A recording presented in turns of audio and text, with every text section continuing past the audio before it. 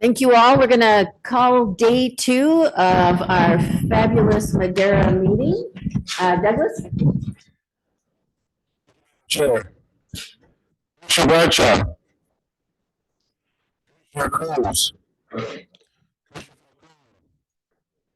Your mic is bad. Chair Brisbane.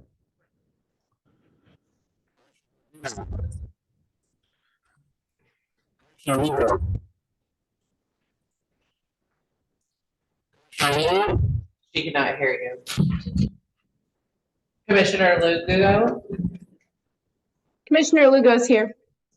Thank you. Chair Wheeler. Chair Martinez. Present.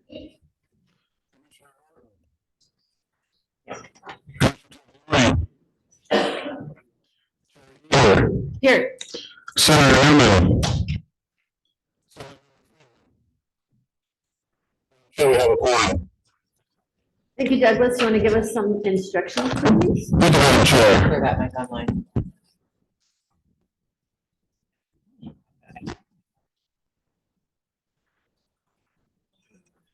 Thank you, Madam Chair. Welcome to day 2 of the August 2023 CTC meeting in Madera.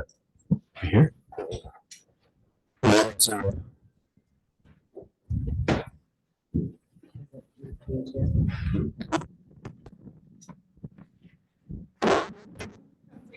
Turn that on.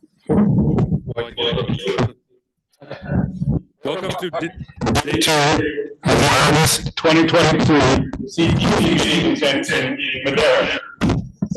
the commission meeting agenda is located on our website At catc.ca.gov. All the presentations for today's meeting are also available on the commission meetings page of our website under the View Download Meeting Materials. Any document the CTC creates can be translated into any language you need. Simply email us at ctc@catc.ca.gov and we will have them returned to you as quickly as possible. American Sign Language translation is being provided on the webinar for this meeting. You should see the translator on your screen. Live closed captioning is also available. Please select the Show Captions tab at the bottom of your screen. There are a number of language options available there to choose from. Presenters, if you're on the agenda to make a presentation, please do your best to be succinct. Please remember to speak at a steady pace to allow our translating service adequate time for accurate translations. If you are presenting remotely, we hope that you will turn on your camera during your presentation if you have one. We welcome comments from the public as part of each item at this meeting. For those attending in person, please submit a speaker slip to the clerk, it's me, up here at the front of the room, to let you know you want to comment on an item. For those attending in person, please I already did that part. For those attending via Zoom, you should see the webinar control panel likely located on the bottom of your screen. There you will find the raised hand and Q&A tabs. We encourage you to use the raised hand feature as early into the item as you can to give the system time to acknowledge you. Commission staff will let you know when it's your turn to make a comment. Alternately, you may use the Q&A tab to submit your comment. Please be sure to include the agenda item number you are commenting on. Commission staff will read the comment on your behalf. As a reminder, each registered attendee is provided a unique link and phone number to access the webinar. These should not be shared with other participants as they're registered specifically to you and can create confusion for staff when making comments. Please do your best to be concise. Please make sure your comments add new information. If you agree with the comments of a previous speaker, simply make that statement. Please remember to speak at a steady pace to allow our translating service adequate time for accurate translation. Since we often have many speakers, we ask that you make your point in 3 minutes or less. If for some reason we have many speakers on any single item, we reserve the right to limit comments to 1 minute as needed. Thank you for joining us today. Thank you, Douglas. And for the record, Commissioner Norton and Commissioner Falcone are here. Thank you. And before we begin with tab 63, Vice Chair Gardino would like to give us an update on the tragedy in Pepperdine yesterday. Thank you, Chair Eager, and thank you to all of us in our transportation communities for adjourning yesterday's meeting after the tragic incident early morning yesterday. It's even worse than one might imagine. From what we understand as parents of a Pepperdine student, that the four students who were killed weren't even in the car. They weren't in the road. They were standing to cross a street on the Pacific Coast Highway. And from what we're being told, someone decided that was a racetrack and went off the highway and ran over and killed these four kids. So we appreciate you keeping these children, their friends and family, and the Pepperdine and coastal community in your thoughts and prayers. Thank you, Vice Chair. And we certainly will do that. Today we will begin with tab 63. I think we have Sherry somewhere. Yeah, good morning, everyone. Commissioners, tab 63 is an action item to accept the final supplemental environmental impact report and addendum for the Transbay Program Phase 2 Downtown Rail Extension and approve future consideration of funding. The Transbay Joint Powers Authority adopted a statement of overriding considerations, finding that the project benefits outweigh the impacts. Staff has reviewed this request and recommends approval. Thank you, Cherry. Do we have any comments or questions from commissioners on tab 63? Do we have any public comment? We received no public comment for this item. Thank you. Then I'll entertain a motion. So moved. Commissioner Grisby, do I have a second? Falcone, all those in favor? Aye. Opposed? Motion carries. 64, you're still up, Cherry. Commissioners, tab 64 is an action item to accept the final environmental impact report for the Delano to Pixley 6-lane with pavement rehabilitation project and approve future consideration of funding. Caltrans adopted a statement of overriding considerations, finding the project benefits outweigh the impacts. Staff has reviewed this request and recommends approval. Thank you. Any comments or questions? Any public comment? Oh, I'm Yes. sorry. Yes, Commissioner Liu. You have public comment? Yes, we do. Yes, we do have public comment for this item. I see a few virtual attendees with their hand raised. I'd like to first call on Sofia Rafikova. Yes, good morning, Commissioners. This is Sophia with the Coalition for Clean Air. We are concerned that this highway widening project will result in negative consequences for the communities, climate, and the environment of California, and we urge you not to approve it today. First of all, we're concerned that this project will not accomplish what it is set out to do. The proponents claim that this project will reduce congestion and reduce commute times.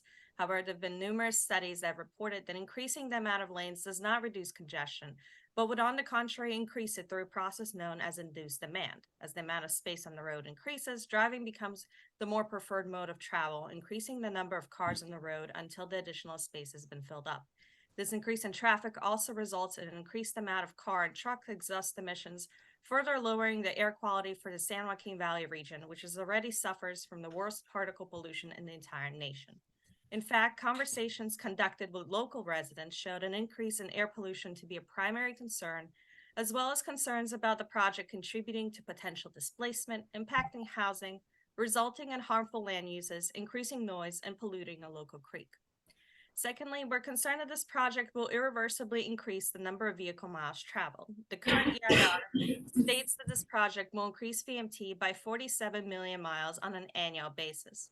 While the project has received a statement of overriding considerations due to the proposed VMT mitigation strategies, the project proponents admit that these strategies will not be implemented until long after the additional lanes have been opened to traffic. Additionally, we disagree with the statement that the VMT reducing managed lane strategy will fully mitigate the induced VMT. A recent study by NextGen found that once highway capacity is built, the associated increase in VMT cannot be undone through investments in transit, active transportation, or other mitigation strategies. This is because when people shift from driving to other modes, there's space on the freeway is taken up by other drivers, returning the roads to their congested equilibrium. Finally, we're concerned that this project may be using SHOP funding incorrectly. SHOP funds are supposed to be used for the maintenance and rehabilitation of the California's road system. However, this project has received $74 million from SHOP despite its focus on adding 2 additional lanes to State Route 99. While we do understand that a portion of this project focuses on maintenance through rehabilitating the pavement, the combination of the road widening and road maintenance into one project makes it very difficult to track and understand where the funding is going to. We suggest that these 2 parts of the project are separated to make it clear that SHOP funding is not being spent on road widenings. For these reasons, we respectfully ask the commissioners to vote no on approving this project for the future consideration of funding. Thank you. Thank you, Sophia. We have others on the line? Yes, we have a few others. Next, I'd like to call on Rick Longinati. Good morning, commissioners. This project is really part of a larger problem. You might have read recently in the LA Times or Politico that Caltrans removed Deputy Director Jeannie Ward Waller from her job. Jeannie was working to align Caltrans projects with our climate goals, and her removal from her job took place shortly after she filed a whistleblower complaint that Caltrans was illegally using state funds meant for road maintenance to widen the highway. You know, this development at Caltrans, it really puts a spotlight on the gap between our goals for a stable climate and our practice of expanding highways. Since our trust in Caltrans is damaged, that means that this commission is especially important for transforming our habit of autocentric spending. There is no valid justification for widening highways, since the evidence is that congestion relief from such expansions is short-lived. They don't benefit workers who are stuck in traffic, but we can benefit workers who are stuck in traffic by offering them alternatives and adjusting our spending priorities accordingly. So please don't approve any projects, including this one, that increase VMT. Well, you know, Caltrans is trying to circumvent CEQA, but they can't circumvent the CTC unless you allow it. Thank you. Thank you. Next. Up next, we have Olivia Seidman. Thank you, Chair and members. My name is Olivia Seidman with Leadership Council for Justice and Accountability. We strongly urge the Commission to reject the resolution to approve the FEIR and for future funding, the SR 99 expansion in Tulare and Kern counties. Communities that will be impacted by this project in Pixley have expressed opposition to this project if it does not address potential adverse impacts to the community, such as increased air pollution, potential harmful land use, noise pollution, potential displacement and other housing impacts, and increased runoff to a local creek. Expansions like this project facilitate industrial development, sprawl, and goods movement, undermining California's commitment to climate and equity goals. According to the EIR, the project will increase VMT by over 47 million miles annually, and the San Joaquin Valley Air Pollution Control District challenged Caltrans' no impact determination as to whether the project would expose sensitive receptors to substantial pollutant. This remained unaddressed in the final EIR, and Caltrans rejected the Air District's recommendation to conduct a health risk assessment, disregarding the fact that sensitive receptors are near. This project should not be approved given the impact to community as well as the misalignment with California's climate and equity goals. 2 reports released recently by NRDC and NextGen Policy highlighted California's continued reliance on VMT increasing policies, illustrating the fact that transportation investments are not moving the dial on climate in California. This calls into question the true priorities of California's transportation leadership when SHOP funds that are supposed to be for maintenance and rehabilitation are instead going to projects like this one that increase highway capacity. While the SHOP project description only includes rehabilitation and maintenance, it is clear that these projects are grouped together, misleading the public and obscuring the true scope of the project. We submitted comments on the PEIR for this project, but were never notified of the release of the DEIR or FEIR, which further illustrates the lack of transparency on the part of Caltrans. The CTC should send a message that it is committed to reducing and preventing harm in environmental justice communities by rejecting this resolution. Thank you. Thank you. We have others? Yes, we have one other. I'd like Okay. to call Mark Buksevich. Good morning. My name is Mark Fuksevich, the Director of State Policy for Streets for All. I just wanted to echo some of the previous speakers on the disastrous use of our SHOP money and taxpayer funds on this project. Widening highways doesn't work for the goals that we're trying to achieve, and does work towards the goals of increasing air pollution, increasing particulate matter within children's lungs, reducing the efficacy potential of public transit, and being a disastrous land use that we will have to maintain in perpetuity with future operations and maintenance funds. I think I echo the calls for voting no on this project and voting no for this item for all of the reasons stated before, especially because of the air pollution risks in these environmentally sensitive communities. And the fact of the matter is that after SB 743, we were moving away from VMT and attempting to reduce VMT. And this project is going to add 47 million miles on average. And claiming that there's no impact whatsoever, I think is a complete and utter disregard for logic and the law. That's the gist of my comments. Thank you. Thank you. I understand we have one more. Yes, thank you. I'd like to call on Jamie Pugh.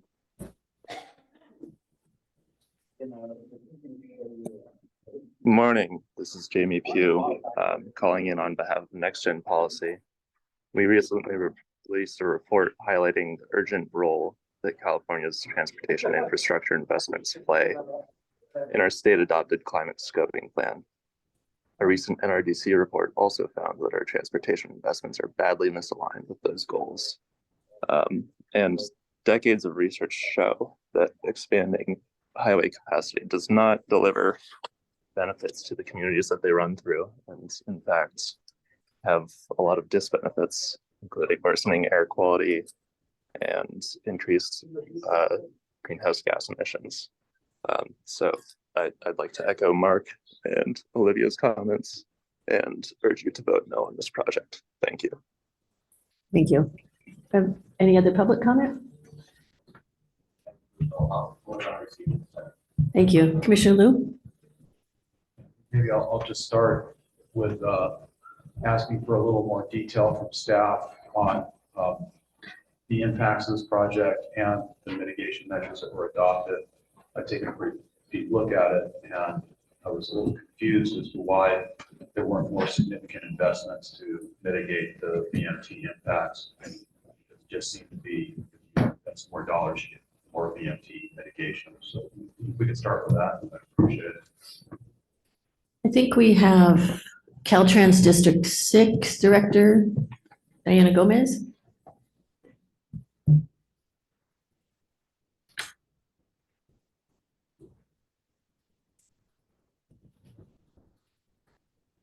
As Diane comes forward,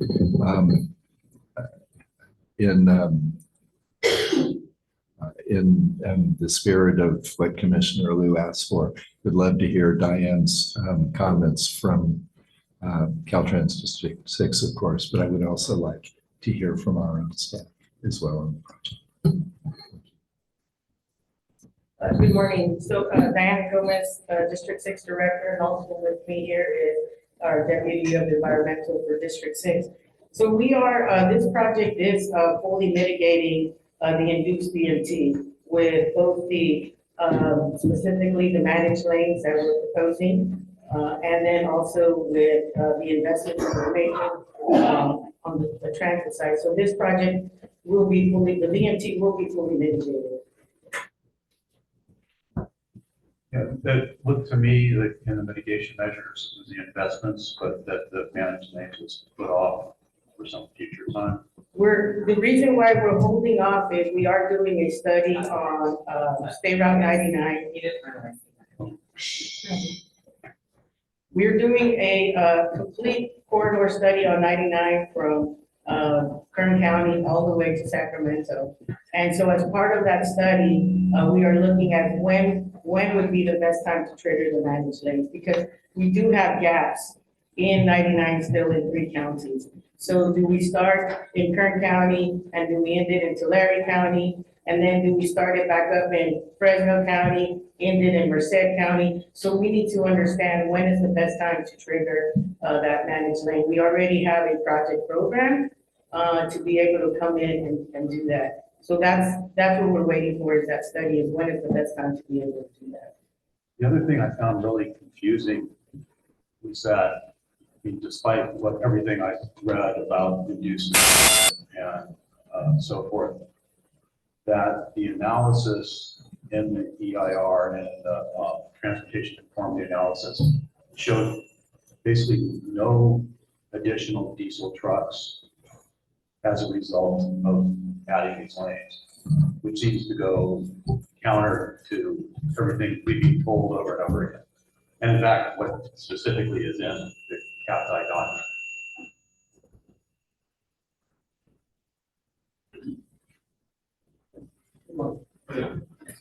The difference, the discrepancy is explained by the two different models, two different calculations that were used. So for BMT, we use the NCST calculator, which has been expressed we have some challenges, especially in rural areas. Yeah, I'm talking about the diesel trucks in particular. Yes. Sorry. Yeah. The diesel trucks were excluded from the BMT analysis, but in the transportation conformity project level hotspot analysis, then I would assume that's where potential induced demand for diesel trucks would have been included, but you have the exact same number of diesel trucks on the road in 2047 as under a build and no build scenario. Yes. To me, didn't make any sense. Yes, sir. So the discrepancy again is based on the models that we use for induced travel. We use the NCST calculator for the air quality. We use the traffic demand line. It's much more sophisticated, and it gives us the average traffic counts that we need to calculate that model. So in the traffic demand model, there was negligible increase in traffic. That's why you saw the no increase in the Can you explain to me? I mean, I don't know what assumptions go into the model or anything like that, but how it is in a document like you know, the climate action plan for transmission infrastructure very clearly stated that when we add lanes, we reduce traffic, we get more. Yet when you run the models, you don't see a difference. I mean, it just doesn't, logically doesn't make any sense to me. Well, yeah, it's been expressed, right? The issues with NCST calculator, it's not as large. I'm not the TDM calculator.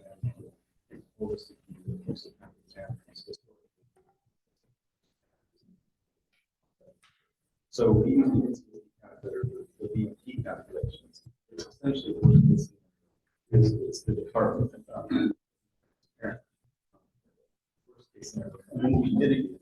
I mean, I would say this, we're fully mitigating this project. It was historic commitment. I don't have to manage that system. Well, it's someone who basically grew up on the San Diego Freeway. I know what happens over time. No, just, we never solve the problem. And so that's my concern is. And my other concern really is that we're in this situation. I know that 99 is a problem up and down, right? That we've got these proposals to add a lane here and there and fill these gaps to get it all going and to deal with the problem that we have. We should never be in a situation where we really see that we have no choice other than to add lanes. And, you know, it just seems to be fundamentally incompatible with the commitments that we're trying to make for so many other things. We seem to be in this impossible situation where we have no choice. And that's why we're doing that corridor study on 99, because it's not gonna just focus on 99. It's going to focus on everything around 99. So what is happening with high-speed rail? What is happening with Amtrak? What is required as part of some of the local systems? And that's why we're investing in a local system here in that transit area. So our study, we're looking to have that complete within a year. And it's not gonna just focus on how do we get those lanes in there. It's gonna really look at everything around 99 and how can we connect.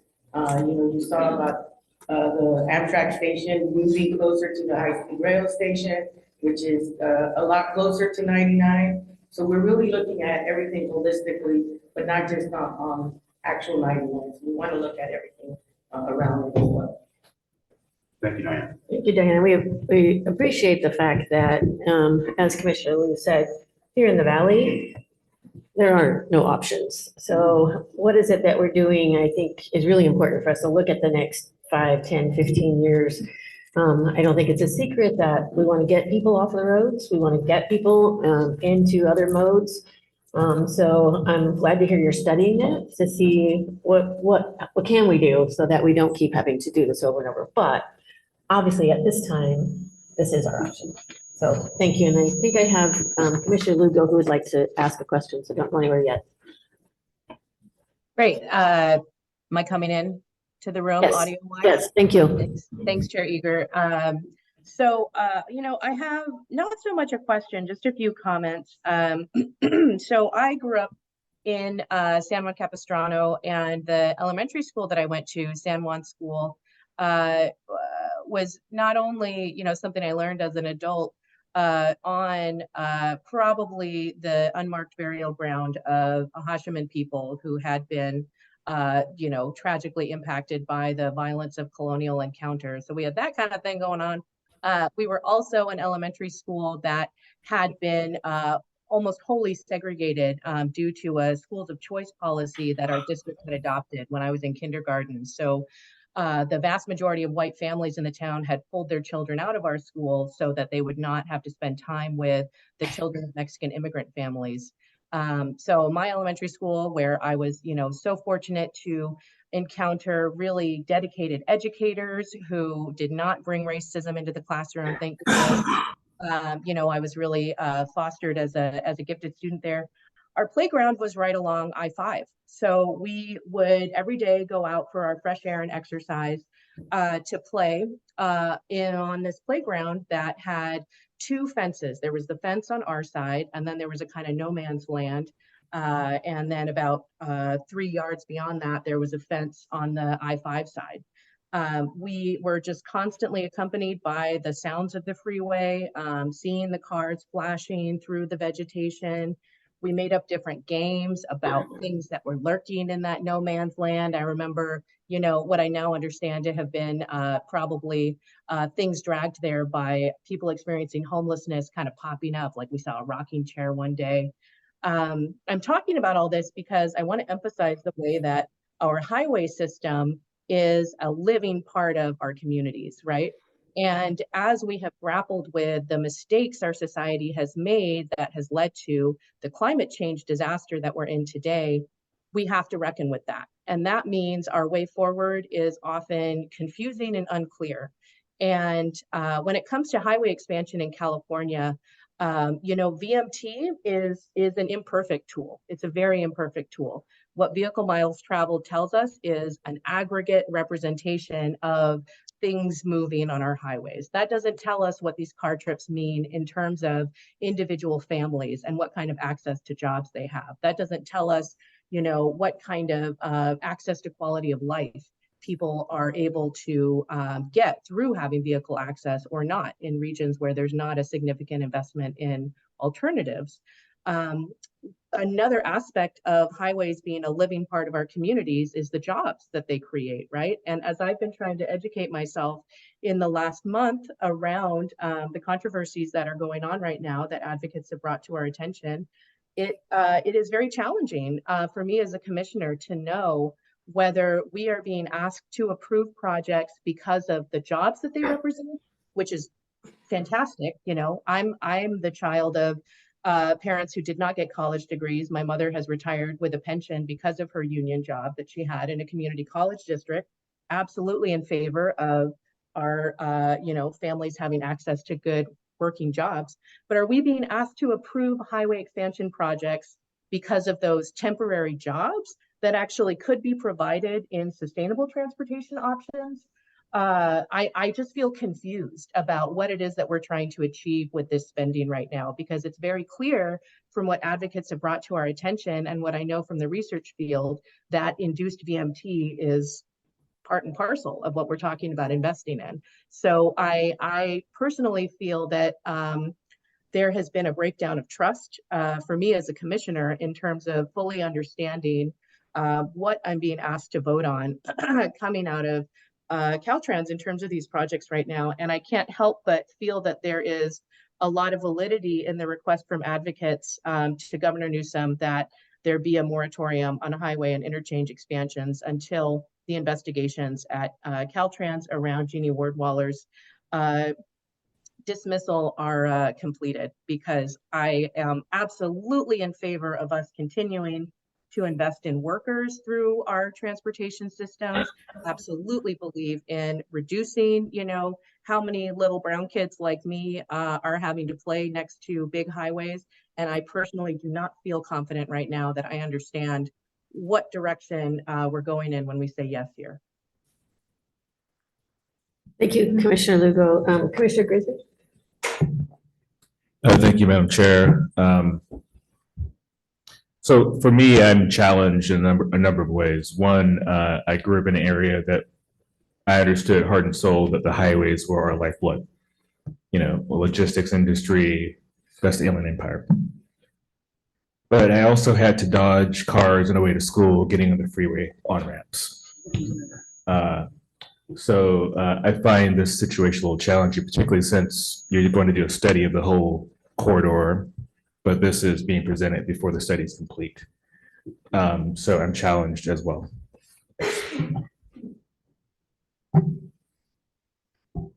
Commissioner Norton, you want to do this? Oh, yes. Director Gomez, I really want to thank you for the comprehensive nature of what you are looking at, because we know that no road exists in a vacuum. And so thank you for that and for your explanation. I also wanted, on the heels of our approving the draft of the SB 671 and zero emission truck and goods movement efforts, wanted to ask you what your study is going to do about the opportunity for acceleration of zero emission goods movement, and what you're going to be doing in the district for EV and hydrogen goods movement, as people are concerned about truck emissions and the opportunities to convert more quickly to zero emission, especially as we would need that as part of the expanded roadways that we may be approving in the future. Well, I think that's part of a statewide holistic plan. But in our district right now, we're focused on greening our fleet. So right now at all of our maintenance stations, we've been out there figuring out where we're gonna be installing these. So far, we've done a study on everyone, we located exactly where everything is gonna go. And so that's our focus in the district on, preparing for the fleet as it starts arriving. And so in terms of statewide, I can't necessarily answer for that, but maybe that's something we can come back and talk about. What is the statewide plan as to how we're working with the other state agencies on where we're looking at. We do have, a hydrogen facility, but it's out on I-5 near State Route 198. And so we're, how can we get that on the 99 side? So we just have it in one location on I-5, but we need to be working with, at the statewide level, what is the plan for it? Right now in the district, we're focusing on our fleet and getting all that infrastructure in place as it starts arriving. Thank you so much. Okay, Commissioner Cruz. Thank you for the information and the work on this project. I just had couple questions. One is, we were on a number of tours the last couple of days and seeing the needs of this area, including Tulare Current. And in one of these presentations, it was relayed that 40% of all trips on 99 are ag-related. Is that in fact the case? Yeah, that is the case. That's, produce has been, dairy is moved up and down the valley, to get to its, destination, whether it's to the north or to the south. And it's not only moving north and south, it's moving east-west. So, trucks are moving from out in Kerman, when they're carrying their produce to get to where it needs to get to. So it's moving in all four directions. Well, thank you. And my takeaway is that we're all on the same page and wanting to reduce greenhouse gas emissions, NOx, and clean our fleets. But I also understand working in this area over the years that our highway system and roadway system is the backbone of our Central Valley economy. And when I look at data and surveys, Highway 99 always comes to the top of the list as far as safety concerns and as a main thoroughfare, even for folks to come and go to school and to work. So support these type of projects for those reasons. I am also concerned, as I sit and listen the last couple of days, about the discussion about halting the works of this commission on projects like this that we need now because of the cost that will incur if we stop them at this point, and what that means to taxpayers. So I would advise that we let whatever issues at Caltrans play out, let the investigations take place, but continue the work of this commission and the state to keep us competitive that we all want, but also accomplish other goals as far as this environment. Thank you, Commissioner Cruz. Any other commissioners? Yes. Thank you, Madam Chair, for letting me go again. So I just need to get some edification, I guess. So your models show that we're not going to see an increase in truck traffic. Is that correct? That's good. So this is all coming from passenger vehicles? The increase in the VNT would be the passenger. Okay. In terms of freight movement, general question, why don't we look at truck lanes more than we do? Because that would in a sense help reduce the VNT from if we have them focused on the one lane. So it takes in a sense one general purpose lane away from the motor public. And so that's how we're. Oh, no, I'm just saying if you're going to add a lane, why not add a truck lane? That's what the goal is. Once the third lane that we could be adding. So it's not general purpose? No, it would, our mitigation, the way we're mitigating is that one of the lanes on 99 would become a truck only lane. Yes. Okay. Thank you. Okay, that's And important. the question earlier was, well, when do you trigger that? And right now, because we have gaps in 3 counties, we're trying to figure out when is the best time to trigger that truck only lane. And where do we start to make sure that we're not creating an unsafe situation. And then I guess my final question is, given that there's a study underway, why are you moving this forward now as opposed to a year from now? I mean, a cost escalation makes sense, I hear that. Any other reasons? Well, the study itself is really gonna also be looking at everything outside of 99, not just that truck only lane. Well, I know, but it's all comprehensive, right? So, And yeah, it has to do with. it's all part of the same whole. Waiting for the increased cost, that would be one of the issues of us waiting, a year or two to continue with this project moving forward. All right, thanks. Dr. Taylor? So I guess I'm up. There are a lot of things that we discussed today, and they're all very, very important to how the state of California moves forward, how we collectively meet our goals, not just in the San Joaquin Valley, but throughout the state. And so a couple of things I want to address. We've talked about the models. One of the things that I want to highlight, having been someone who worked in the San Joaquin Valley, models are tools. They are not perfect for anything. And so there are limitations to the model that we're hearing today. They are not limitations that are specific to this project. They are limitations to the transportation industry as a whole. And so as I talked at Arrowhead and I talked about the need and the importance of data and the need and importance of tools, this is a place where the industry has to keep growing our tools. So this is not limited to this project. This is a problem throughout transportation. the fact that we have to use two models, not one, the fact that we have a lot more models than that we don't even talk about, it makes it very challenging to understand how we move forward.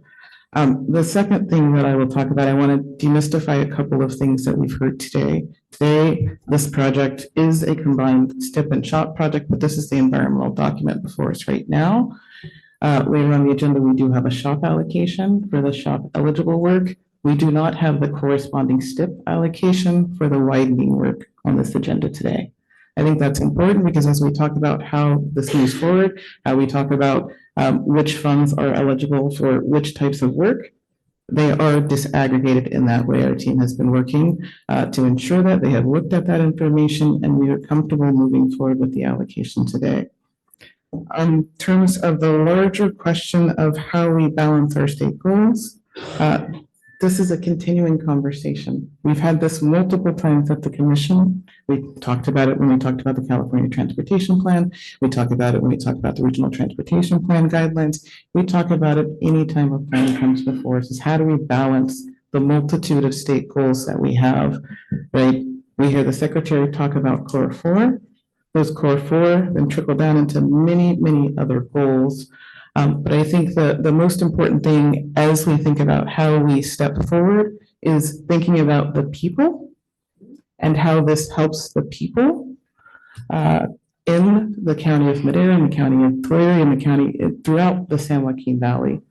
This is not just a Tulare project. This is a project that connects the valley to the rest of the county. This is a project that connects agriculture to the rest of the nation and the world. Because we have to recognize that those agricultural goods don't just stay within California, they go overseas, they go throughout the rest of the nation. All of those things are important, but I am not oblivious to the hard conversations that the state of California will continue to have as we wrestle with these conversations about how our goals play well together and how sometimes they do not play well together. We have tough decisions before us, and I think that's where I'll leave it for right now. Thank you, Director Taylor, and I guess I should say our team does support the recommendation of this project. And if I could just add, obviously, you know, we're here in the middle of the state in Madera County. And we've heard for the last 3 days about the importance of the work that we do for the people of the Central Valley. And, you know, the number 1, 2, 3, 4, 5 agricultural counties in the entire country are right here. And as much as we would like to say, gosh, you know, if we could put people on transit and send them up and down the state, that would be wonderful. And that's certainly a goal moving forward. And anybody surprised that I'm a high-speed rail supporter, so get people off those roads and get them into the trains. But that doesn't change the fact that we have the lifeblood of these communities that require those freeways in order to get their products up and down this state. And to make those roads safer, to make those roads more accessible to them, we owe that to them. We owe that to this state. We owe that to these communities. And so putting things off until we find some perfect solution, that would be any of the work that we do in the entire state of California. We could zero in on any of these things and say, okay, well, this is not a perfect way to do this. Let's put it off until 3 years from now. Putting off some of these projects to the people of the Central Valley would be devastating. And I think anybody here who lives in these areas would tell you that same thing. And so, yes, as we move forward in looking at what should we be funding, what should we be doing, we don't want to stop there. We don't want to say, yes, let's just fund that. Let's do all of that other work at the same time. Let's make sure we're looking at this statewide transportation industry and saying, how can we do this better for our kids and our grandkids? Because we certainly owe that to them. So thank you, Diana. Thank you for the team, the CTC team, for putting all the hard work into these projects that we know are really difficult for all of us. So thank you. Yes, Commissioner Falcone. Thank you.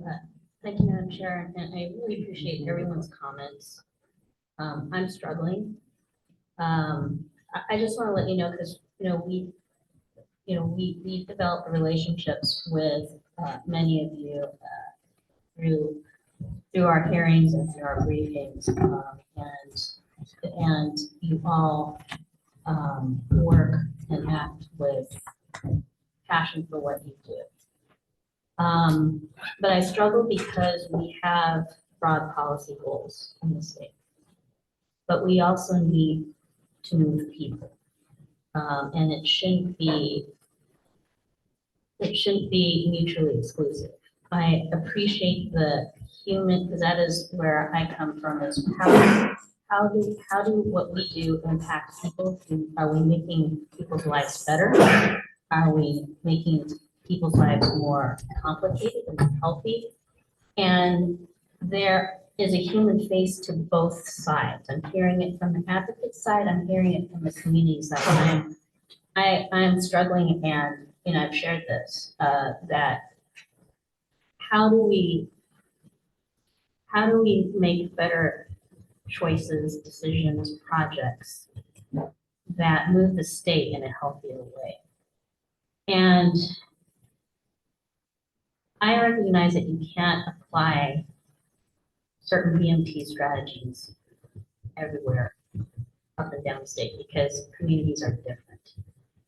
But in those communities that do rely at this time on getting to work on time, getting to their hospitals, getting to their schools or what have you, how can we do better in moving people safer in a cleaner way?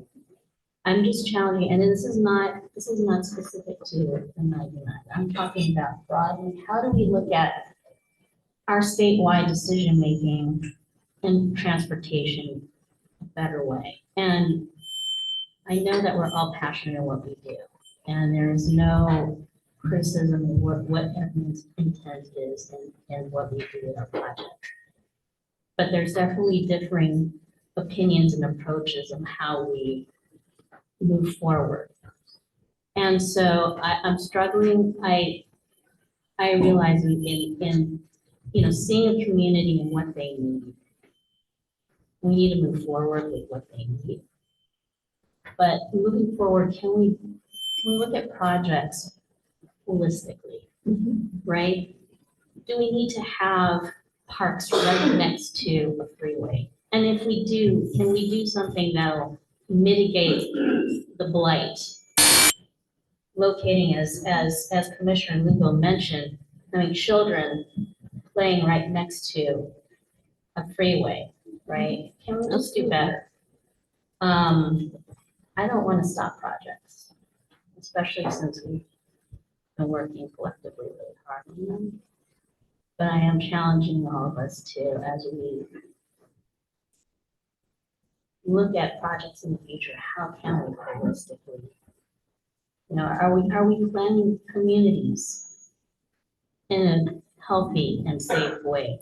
Can we contract? We have new communities biting in, but can we plan it better so that we don't have to drive 2 miles to a grocery store? I'm challenging regions too. Like, let's plan better so that we're not having to continuously look at how to respond to getting folks to where they need to go because we've planned in a way where people have to drive. We did a tour where there's a hospital that's closed in Madera. Guess what? They've got to drive to Fresno to get their acute, to receive acute care, right? Communities are losing, communities need to have their basic needs in an area that is close to them. And in Madera, they don't, right? So they've got to drive. We've got to think about our first responders too.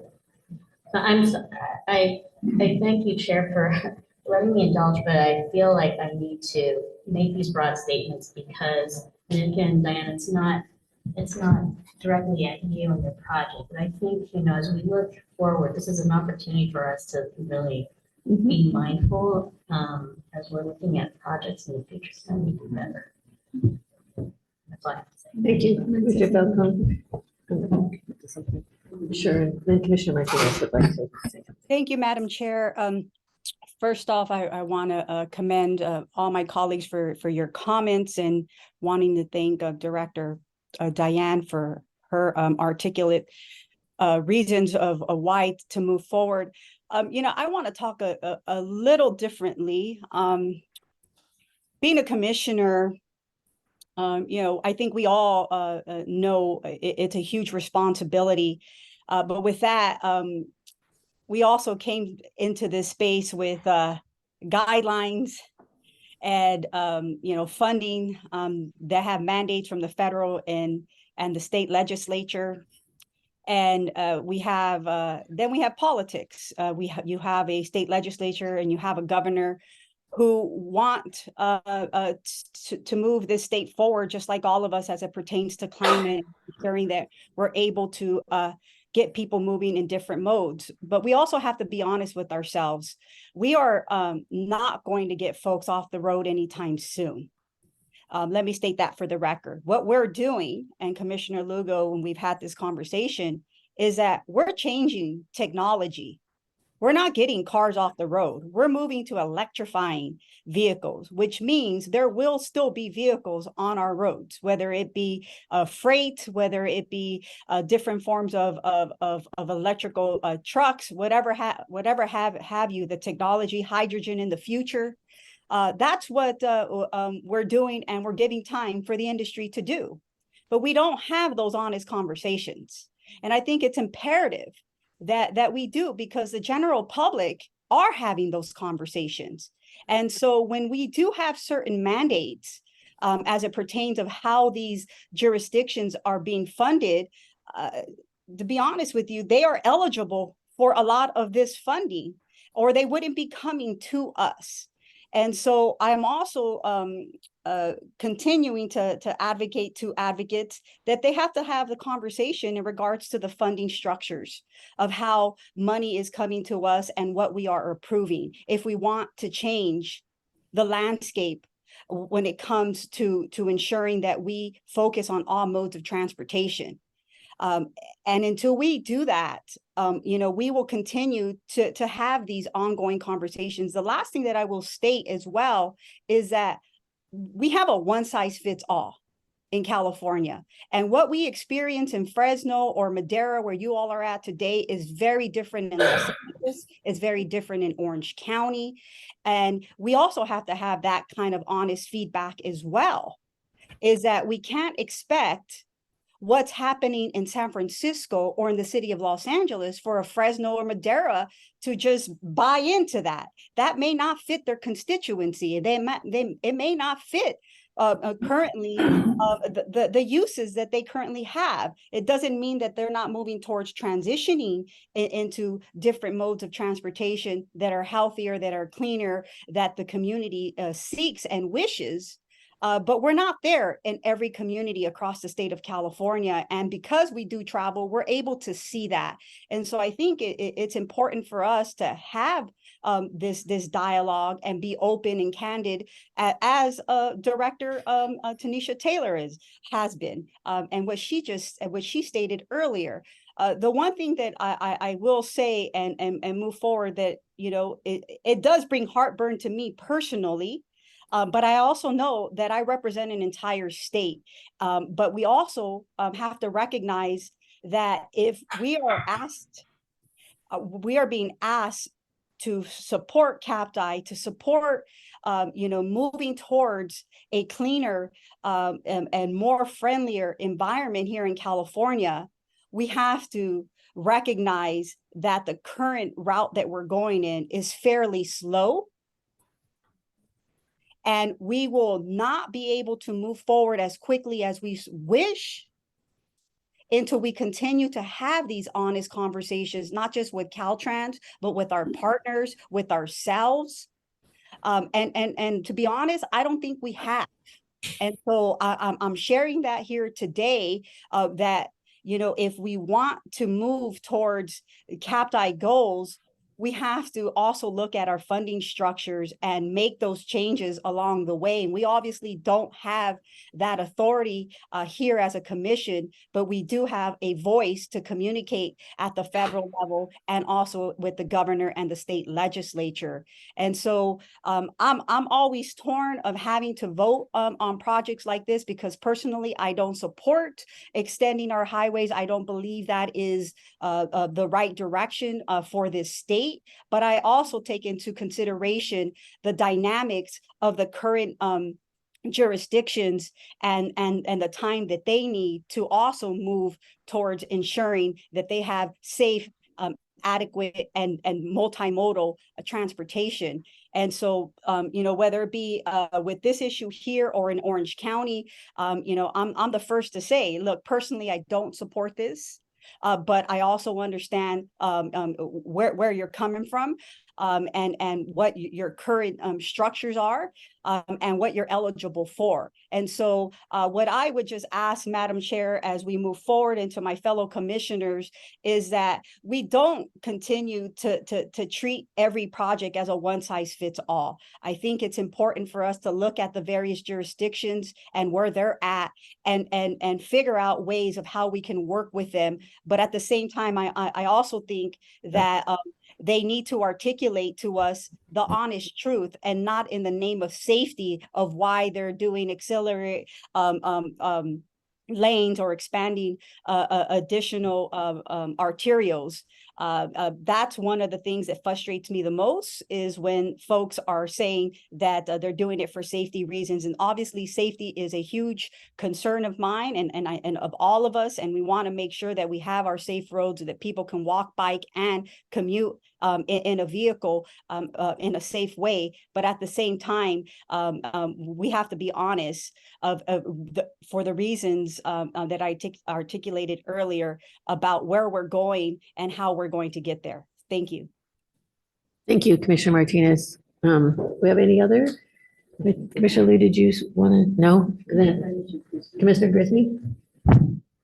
Thank you, Madam Chair. I'm still struggling with this one. And, you know, the area I grew up in has one way in, one way out to get to job centers. So I understand the kind of issue at hand here. If you look at the 91 going to Orange County from Riverside, it has similarities about being a lifeline.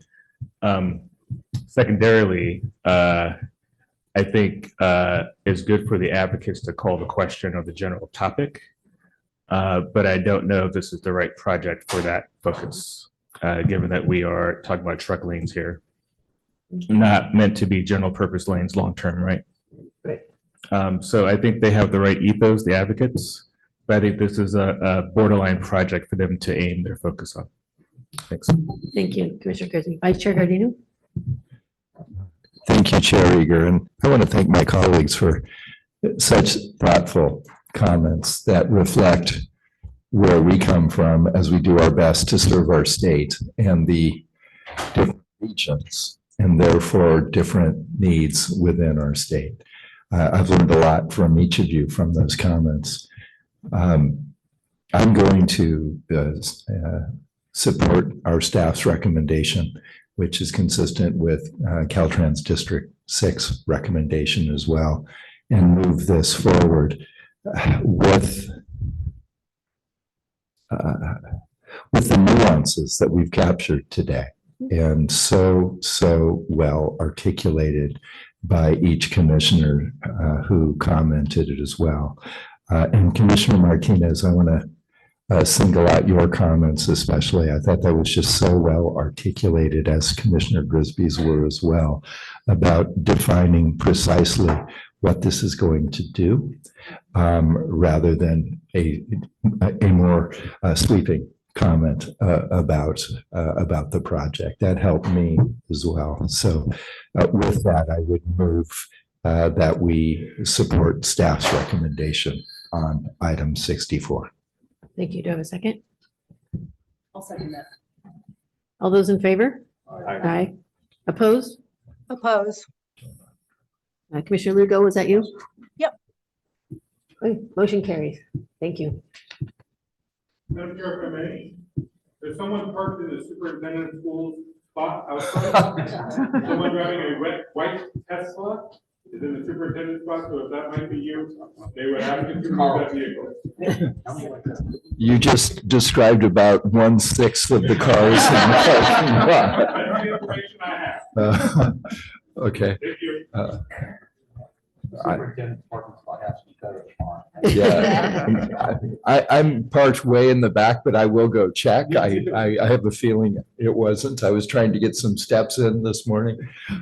Douglas, can you get a license number maybe? Okay, let's do that first. By the way, I was pretty choked up in talking about the Pacific Coast Highway that I forgot to bring it back to the work of this commission. As I mentioned yesterday, it was ironically just 12 days ago that I had lunch with Senator Ben Allen at his request on some transportation concerns he has in his district. One of those being safety improvements on the Pacific Coast Highway. And as timing would have it, the follow-up meeting with his team to learn more about the specific areas on the Pacific Coast Highway is this afternoon. So I will report back to the commission and our staff of what I learned so that to the extent those issues can be addressed, that they will be. All right, we are now on tab 65. Cherry? Tab 65 is an action item to accept the final environmental impact report and addendum for the Pier B on-dock rail support facility project and approve future consideration of funding. The Port of Long Beach adopted a statement of overriding considerations, finding the project benefits outweigh the impacts. Staff has reviewed this request and recommends approval. Thank you. Do you have any comments or questions on tab 65? I'd like to. Commissioner Norton? Oh, Second. let me see if we have any public comment. We've not seen public comment yet. Great. Thank you. We have a first and second. All those in favor? Aye. Opposed? Motion carries. Did Commissioner Tavoloni make it on? I know he was texting, seeing if he could get on. No? He's trying, just so you know. I have not seen any text. He sent it just to me, I think. Might check with him. Tab 66, Tim. Thank you, Chair. Before we start 66, our presenter is virtually, and I'd like to check to see if he. Okay. So if we check to see if Scott Adams is available. Scott, are you there? We do not see anyone with that name on.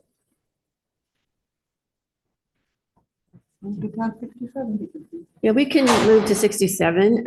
One of the things that the people in the audience behind have requested is that they can't hear any of you when you're giving your reports. So if you could speak louder, that would be helpful. Maybe also raise your hand so the statement turns back to who's talking. It's hard for her to figure out who's talking from behind. Okay. So raise your hand, one or two. No, just raise your hand when you're about ready to speak. We're going to go to 67 then. Do we have Benjamin? Yes, I am here. Good morning. Good morning. Good morning, Chair Eager, Commissioners, Director Taylor, and members of the public. Tab 67 is an information item summarized in the Town Hall the Commission attended on September 20th and 21st. This meeting was hosted by the Council of San Benito County Governments in partnership with the Central Coast Coalition, the City of Hollister, the City of San Juan Bautista, San Benito County, the Association of Monterey Bay Area Governments, the Santa Clara Valley Transportation Authority, the Metropolitan Transportation Commission, and Caltrans District 5. On day one, several local representatives provided presentations and role perspectives, including California Assembly Speaker Robert Rivas, Executive Director Binu Abraham of the Council of San Benito County Governments, members of the Central Coast Coalition, and various industry experts. The speakers gave presentations on the regional priorities of San Benito County, current and planned transportation projects, and they drew attention to the issues facing the county, including a lack of funding for transportation projects, the need to improve road safety and relieve congestion, and increasingly pressing need to implement climate resiliency projects. On day 2, we toured several projects in San Benito County. Next slide, please.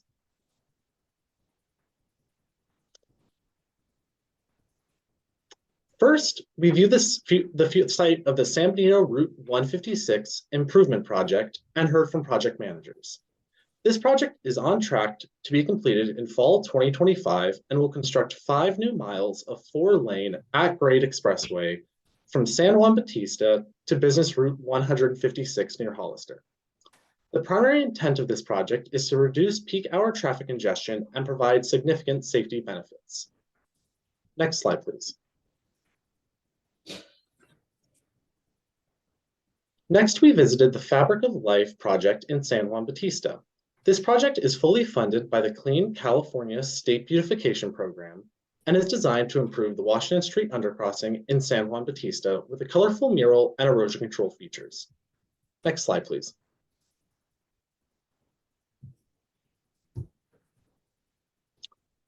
We then saw the State Routes 156 and 25 Turbo Roundabout project. This project is completely funded through State Highway Operation and Protection Program funds and will construct the first turbo roundabout in California. Unique to a turbo roundabout, this project will have 3 lanes and has a new and innovative roundabout design that features raised lane dividers to channel traffic and reduce collisions. Once completed, this project will meet immediate safety needs by reducing accidents at the intersection of State Routes 156 and 25. Next on the tour was the future site of the State Route 25 Expressway Conversion San Felipe Segment 1 project. The project is currently in the environmental phase and is funded through the local partnership formulaic program. Next slide, please. The final stop on the tour was at the Hollister Municipal Airport, where attendees heard presentations on upcoming airport improvement projects, a hydrogen aircraft testing venture, and firefighting efforts undertaken by the California Department of Forestry and Fire Protection.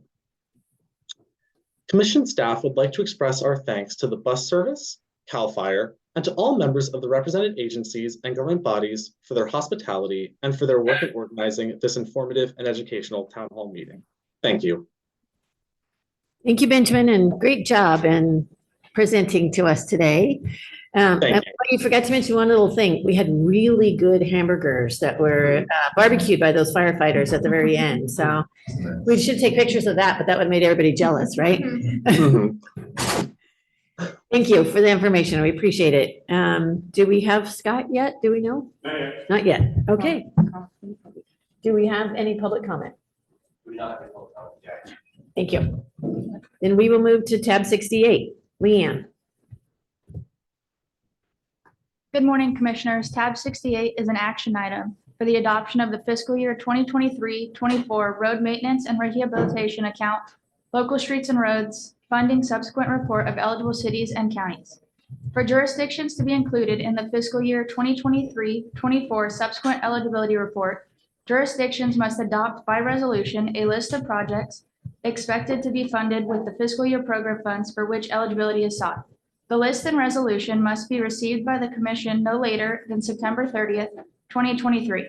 The Commission adopted the initial eligibility list at the August Commission meeting, at which time 526 out of the 539 jurisdictions were deemed eligible. Commission staff confirmed that the 12 remaining cities and 1 county identified in Attachment B intended to seek subsequent funding eligibility on or by September 30th, 2023. The Commission must adopt and submit the subsequent report of eligible jurisdictions to the Controller on or by October 31st, 2023. Eligible jurisdictions will begin receiving monthly disbursements from the Controller in November. This marks the 5th cycle in which 100% funding eligibility has been obtained. Staff would like to acknowledge the ongoing effort and partnership of the jurisdictions and their regional transportation planning agencies for helping us maintain 100% eligibility each year. Staff recommends the Commission adopt the fiscal year 2023-24 road maintenance and rehabilitation account, local streets and roads funding subsequent report of eligible cities and counties as provided in Attachment B, and direct staff to transmit the list of eligible jurisdictions to the State Controller. Do you guys have any questions? Thank you, Leanne. Do we have questions or comments from commissioners? Do we have any public comment? Okay, then I will entertain a motion. Commissioner Liu, Second. second by Commissioner Falcone. All those in favor? Aye. Opposed? Motion carries. Thank you. Thank you. Madam Chair, we need you to license plate number 9GNN370. So I'll stand up. Nope, not it. Not it. And I've just realized I don't even know my license. So I'm gonna go check. So it might be. Or was that TMI? We're gonna move to the broadband issue. You wanna stay here? for a Okay, minute? the commissioner's gonna have to wait. The superintendent's gonna have to wait. So we will go back to tab 66. We need to talk about broadband. There's a lot of reasons. Was Scott not able to get on? Was that because of broadband? No. Yeah. I see him on the screen. Okay. Tab 66 is an information item on broadband for all, California's commitment to closing the digital divide. You remember at the August CTC meeting, we started the presentation, but had some audio issues. And we're very happy the California Department of Technology was able to come back for the October meeting. Scott Adams, Deputy Director from the Office of Broadband and Digital Literacy at the California Department of Technology, will provide an update on broadband for all, the Middle Mile Broadband Initiative. And I do see Scott on, and I hope that he has audio. Can you hear us, Scott? I can hear you. Can you hear me? We can hear you. And we've had broadband issues here for 3 days, so go. Thing we're here. Well, good morning, commissioners and the public. It's my pleasure to be here. My name is Scott Adams. I'm the Deputy Director of Broadband and Digital Literacy at the California Department of Technology. It's a pleasure to give you a very high-level update on the state's Broadband for All program. And without further ado, if we could advance to the next slide, please. And so really wanted to tee this up. The Broadband for All is the state and the administration's overarching program to close the state's persistent digital divide and foster digital equity throughout the state. And it's really predicated on and acknowledge the fact that access to infrastructure and service, the affordability of those services, and then adoption are all critical components of digital equity. Next slide, please. When we talk about Broadband for All, I just wanted to share that it's a very, complex ecosystem.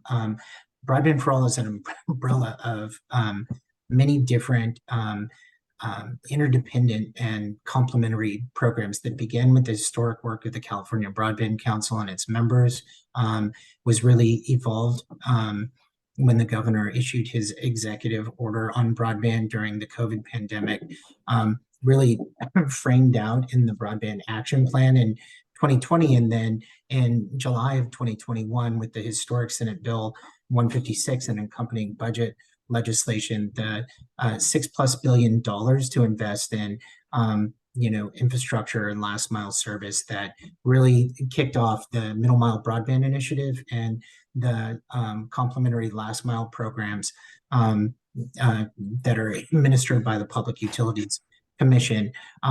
Really last year, also, part of our collective charge is to leverage all available federal funds to achieve the goals of Broadband for All. So we are actively promoting the Affordable Connectivity Program to address residential cost concerns, leveraging Digital Equity Act programs, the BEAD program, et cetera, which are all of the programs at the bottom of the page here. Next slide, please. So wanted to quickly share with folks here that the goals of Broadband for All are really aligned around three main goals, and that's that all Californians have high performance broadband available at home, schools, libraries, and businesses, that all Californians have affordable broadband and necessary devices to be able to use the internet, and then lastly, that all Californians can access training to support digital inclusion. Next slide. So I mentioned the middle and last mile programs, and we have our middle mile advisory committee meeting, our fourth quarter one tomorrow, and there's going to be a big update there on a lot of the progress that's been made. One thing I wanted to highlight that we've been working with folks at the California Transportation Agency and Caltrans and even DMV is promotion of the Affordable Connectivity Program, and that's really where infrastructure is not needed, but folks are still impacted by the digital divide. There is a $14.2 billion program to provide subsidies to lower the cost of consumer internet service, $30 a month in most households across the state, $75 a month on tribal lands where there is qualifying providers, and then up to a one-time discount on computers. And this is a critical part of the Broadband for All continuum. Next slide, please. So what we really wanted to say is that on the ACP, California leads the nation in this program. We've been able to collectively enroll about 44% to almost 2.6 million of California's eligible residents to this program. There's been a massive mobilization of California Broadband Council members to do that. Sorry, I'm getting a notification. Next slide, please. So, you mentioned the complexity of these components. Aside from state allocated dollars, the Infrastructure and Jobs Act also allocated $65 billion to broadband. And so there's two big buckets of money that the Department of Technology and the Public Utilities Commission have gone after over the last year. One is the BEAD program that really focuses on additional infrastructure dollars to connect un- and unserved and anchor institutions. And then the digital equity planning capacity and competitive grants that help the state develop further develop a digital equity plan and identify non-infrastructure needs to support communities get to digital inclusion. Next slide, please.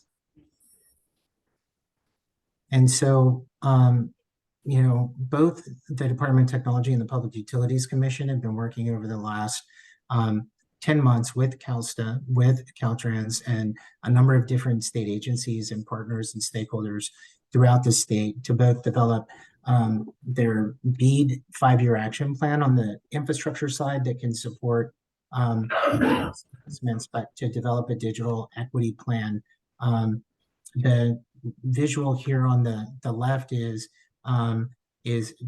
just to give you an idea of what components are going to be in the digital equity plan. And then on the right-hand side of the slide shows those potential eligible uses for the state's allocation of digital equity capacity grants that are critically important. The broadband adoption efforts, digital literacy training, digital navigation, device distribution for those in most need, and workforce training. Next slide, please. Thus far, like I said, this has been an all of state government effort. These are some accomplishments to date over the planning process of the digital equity plan over the last year. Up in the left-hand corner, we started our kickoff in October of last year, and then all of the boxes here from developing our website, creating a 22 state agency planning group, creating outcome area working groups, a number of surveys. We did 17 regional workshops in every economic region in the state to get together with local community leaders and residents to get their feedback and input, for joint tribal consultations, to ultimately at the bottom, we have over the last year been able to develop a state digital equity network of over 5,000 organizations and residents that are all committed and interested in helping to achieve broadband for all in the state. Next slide, please. Yeah, and so that is my update. I'm happy to answer any questions. Thank you so much. Do we have questions and comments? Yes, Commissioner Grisby. presentation, and I apologize if you covered this, but my internet's down, so I couldn't get the, did you do any economic analysis of the positive benefits of this project?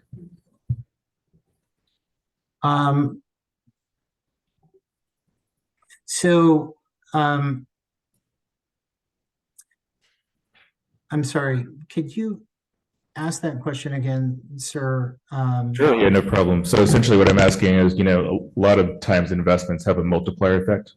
So I'm trying to remember some of the multipliers, for example, like one tech job might lead to 6 additional jobs, right? So I'm asking the question, this great investment that we're making, what is the economic impact of it? Because I think when we talk about equity, a lot of times we forget about the positive economic impacts from that benefit the entire society. Got it. Thank you. And I think that, the way that I would answer that is that the state has long, since 2010, the focus on this is acknowledged that broadband was critical to economic and workforce development. And, when the state developed the Broadband Action Plan, we identified that given that internet is critical to everything we do, to folks accessing education, healthcare, empowering workforce and economic development, opportunities, accessing essential services and government benefit programs, public safety, et cetera, that 1 in 5 Californians don't have access to either the infrastructure or service that they need, or the devices and skills and training to use those. So there's a perpetuation of inequity that needs to be addressed, which is why both the state and the federal government have allocated so much funds to this program. And so, we're about to post the state digital equity plan. We've taken great care to get more granular data in our surveys and to do that. But I think that there is just that figure alone, that 1 in 5 Californians are still impacted by the digital divide, is really the impetus between or behind the state and federal investment. I think, I just think it's a really important part of our storytelling to include, concrete economic data when we can, because it's a great story to tell. Thanks. Thank you yes, I agree. Commissioner Norton? Yes, I want to thank you for the presentation, and also as a woman who rides transit, to talk about the fact that the digital divide affects transit ridership and it affects safety. That people don't realize that when you are asked to report things and you have to do it on your phone and you don't have any access to a phone or Wi-Fi, that affects how safe you feel on transit and affects whether you ride it. And I would love to see that there would be a joint study about the investments that you're making and transit ridership and transit access, because it is, for women, a very big deal about whether or not there's access to being able to have communication at all times, especially when we're traveling alone. I would love to also find out about tomorrow's hearing and just ask you a little bit about the maps and the map changes, because as many of us know, that since the August to now, there have been some questions about what was happening in terms of the ability to fund all of the system and the map issues. And perhaps you're going to share that with us tomorrow in the hearing that you have, but it's something that people are eagerly anticipating information about. Yeah, thank you, Commissioner. A lot of progress and development is made on the middle mile broadband initiative since the last meeting in July, and definitely appreciate you calling out that our 4th quarter middle mile advisory committee meeting is tomorrow, and we would encourage folks to join in on that and get the latest updates on the project status and the map and the state's commitment to deploying middle mile infrastructure equitably throughout the state. I have one last question, and that was about the dig once opportunities, because I tell everybody who will listen that, frankly, the 10,000 miles of broadband and the deployment of that as an infrastructure and permitting project is, I think, California's, this generation's Hoover Dam in terms of size, scope, and meaning to our future. And so I was wondering the next steps, now that there's been that hydrogen approval for arches, and there's been some opportunities about dig once and have multiple benefits, how that's moving in terms of the opportunities to also connect this with other infrastructure opportunities, because this permitting and this effort to do 10,000 miles of broadband and just the trenching and the monitoring is an extremely impressive project statewide. Yeah, thank you, for your comments. Any public works project of this size and scale is a significant challenge. And we have worked to align with other efforts. I think there's complexity given the nature and the source of the funding and the timelines associated with it. But we would encourage folks to join into the Middle Mile Advisory Committee meeting tomorrow, where my colleague, Deputy Director Mark Monroe, will provide an update on the different kind of delivery methods and the unique partnerships that we've been able to establish on the Middle Mile. Thank you. Yes, Commissioner Falcone. Thank you, Chair. And thank you, Scott, for the presentation. It's been a long time coming because we were anticipating your presentation in San Diego, so we're glad to hear from you today. I wanted to support Commissioner Grisby's comment on, kind of a return on investment type of study or report once we get the infrastructure implemented. But I also wanted to ask, as we implement the middle mile, what are we doing in terms of ensuring that folks actually are able to access the internet? And so I'm referring to the last mile. Are there conversations or interactions with locals and local government and providers and how to get this technology to where it needs to go? Yeah, it's a great question. I think that the reason so much investment has been made in closing the digital divide is that it's been a persistent and challenging problem. To your point, Commissioner, it's an issue of access and one point infrastructure, both the backbone, the middle mile, and the core internet infrastructure, and then the which is like the river, and then the last mile network solutions that are like the streams and tributaries that get to the homes, and so that impacts access and affordability. And then the final piece is actually adopting the service and overcoming some of the constraints that individuals have around being able to afford service to their homes, being able to afford devices, being able to access the training and skills they need to leverage those. And so Broadband for All is a program to address all of those. At tomorrow's Middle Mile Advisory Committee meeting, you'll hear from the Middle Mile Broadband Initiative team and the Public Utilities team that is doing the last mile programs about the ongoing coordination that they're doing with multiple stakeholders to leverage that work. And then really, the California Broadband Council is where we provide updates to our council and the public. Our next meeting is on October 25th, and we would encourage folks to attend that, where we will provide an update on how all the pieces are fitting together. Thank you. Thank you, Scott. Thank you. Vice Chair Gardino.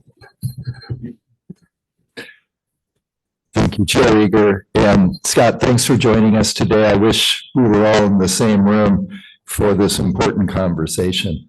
I'm going to start broad and then go granular because the topic deserves specifics and granularity. There are way too many people's lives and livelihoods at stake in closing the digital divide to not do so.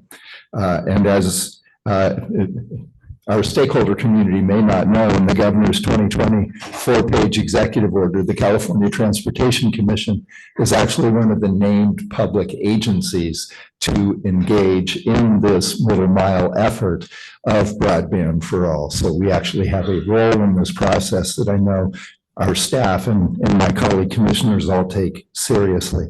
I'd also mention, as you all know, in full transparency, bridging the digital divide is my day job as well. So along with a passion for the topic, I hope is some knowledge and professionalism in the topic as well.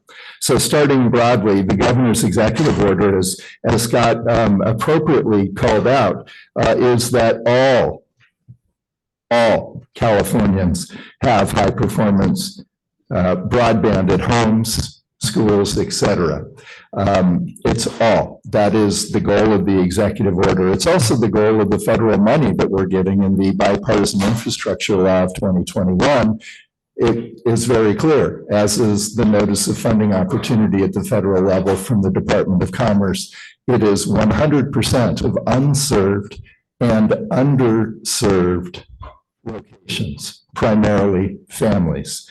And as Scott mentioned, I'm so glad you raised Senate Bill 156 by Lena Gonzalez from also 2021. The goal of that legislation is clear. At least, and I would underscore, at least 98% of all California families statewide and in each of our 6 geographical zones, unserved and underserved, have affordable, reliable, high-speed home broadband. And again, at 98%. And there's actually times on those bills. The federal bill is by 2028. Scott will correct me if I'm wrong. I may be hazy on this. I think the state bill was by 2032, but it's not some distant vision or hope or dream, but a specific goal with timelines as well. So that's the broad stroke in which we're moving in. Today, Scott joined us, as busy as he is, to talk about the goal on the middle mile. And again, the middle mile that is pulling together so many public and private sector leaders. That ambitious goal through Senate Bill 156, 3.25 billion of the 6 billion was for middle mile. And it was determined to try a very audacious goal of 10,000 miles primarily along our freeways of middle mile. And the plan that was laid out that a couple of my colleagues alluded to is that 8,250 of those 10,000 miles would be done in a phase 1. Instead of 3.25 billion, that's looking like 3.85 billion. And the governor is fully committed and publicly committed to that final 1,750 miles. And he's been bullish on that, to his credit. We should all do what we can to help him, because obviously that's going to need additional investment for roughly 1/5 of that 10,000 mile goal. So why is that important to the work we're doing here, especially in Madera? You can't get to the last mile if you didn't do the middle mile. You can't get to the 302,000 unserved and underserved locations, primarily families in California, if you haven't done the middle mile to make that last mile possible.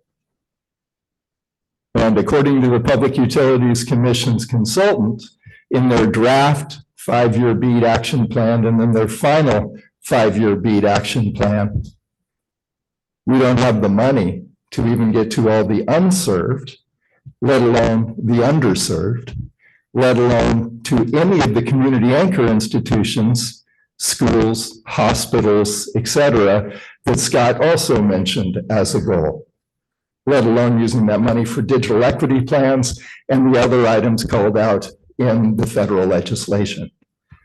There are 6 prioritized goals: unserved, underserved, community anchor institutions, digital equity plans, etc. And right now, we wouldn't even get to all the unserved and the underserved. And as I look at people in this room from rural California, those are the hardest places, the most expensive places to serve. So the most likely to stay on the wrong end of the digital divide, the losing end of the digital divide. And that's why this work is so important. We will be tuning in. We want to be as helpful as possible. Scott has made this a big part of his life's work, but it can't fall on one agency or one set of shoulders. Secretary Amy Tong has been outstanding on this. She wants this solved.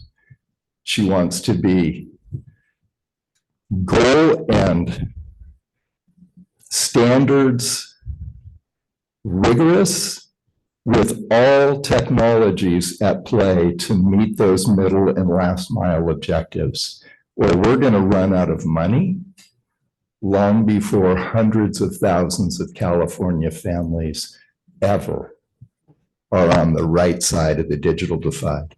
And out here in the Central Valley, that is overwhelmingly folks of modest means and often people of color in our unserved and underserved communities.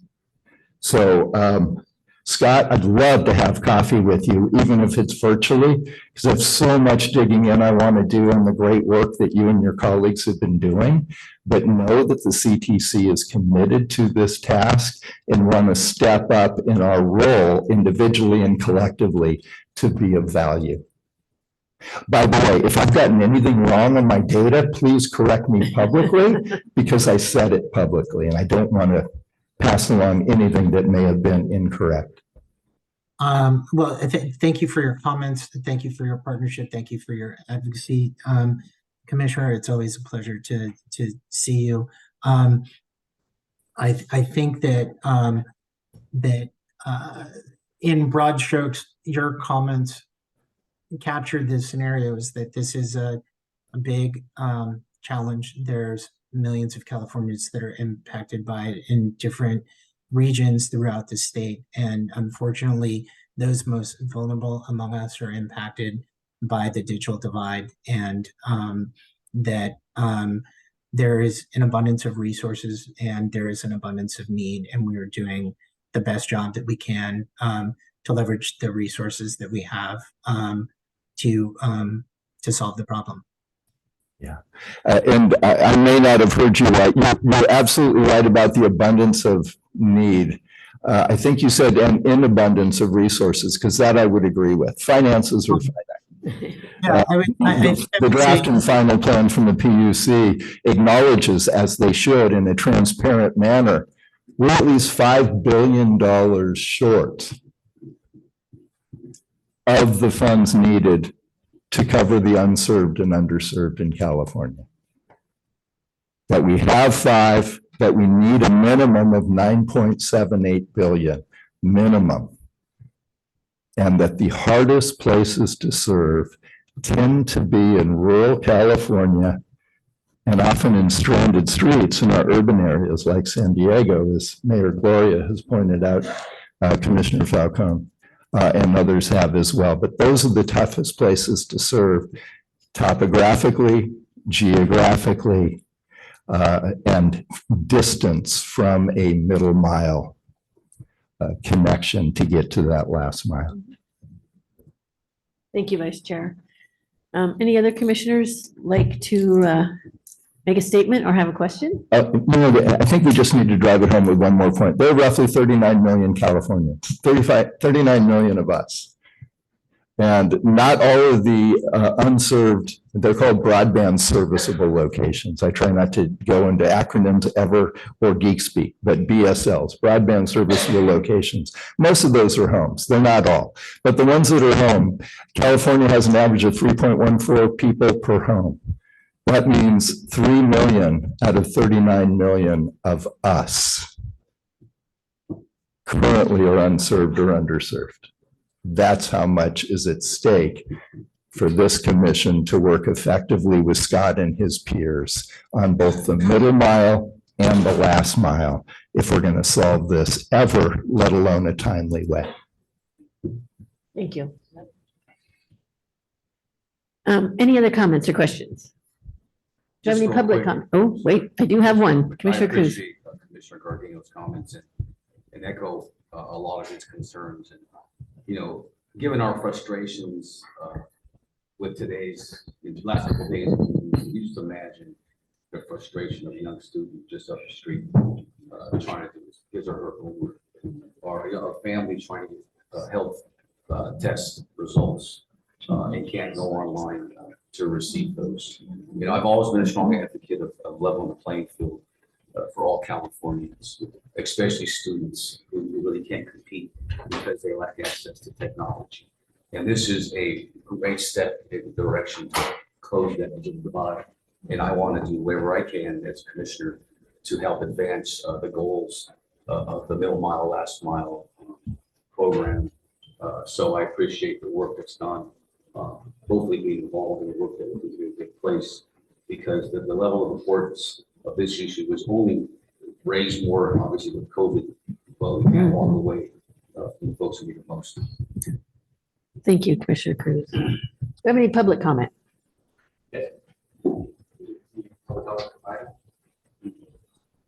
I will first read off the written comment that was received from William Walker.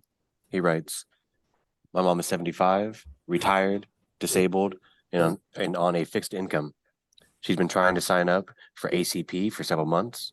Her cable bill is nearly $200.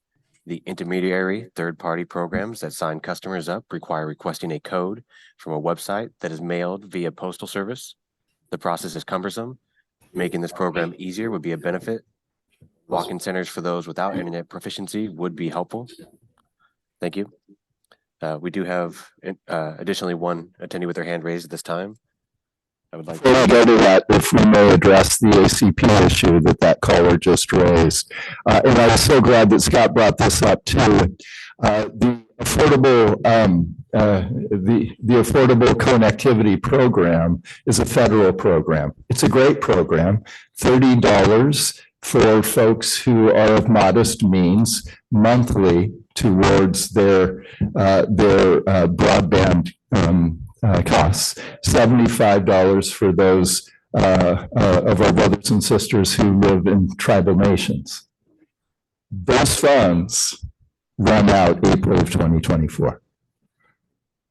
Unless our very functional Congress decides to reallocate new funds. That program, it's a lifeline, as Scott said, for hundreds of thousands of California families. That's gone as of April of 2024. Thank you, Vice Chair. Yes, we have another person that would like to speak. Thank you. We do. Thank you, Chair Eager. We do have one attendee with their hand raised at this time. I'd like to call on Robert Shelton. Good morning, Commission members and Mr. Adams. My name is Robert Shelton, and I'm the Chief Operating Officer of H2C Safety Pipe. I want to echo my colleague, Ronaldo Brudico, who spoke yesterday in congratulating the state of California, the CTC, and all the members and supporters of ARCHES on the $1.2 billion award for the California Hydrogen Hub that the President announced last week. As I'm certain the Commission is aware, the timing of this award can be instrumental in advancing hydrogen refueling as part of decarbonizing highways across the state of California. In this regard, we want to encourage the Commission's consideration of the critical role that Caltrans can play by establishing a process to make available right-of-way along highways in California to enable hydrogen to be delivered via pipeline from production sites to existing and future refueling stations, as well as to major industrial users.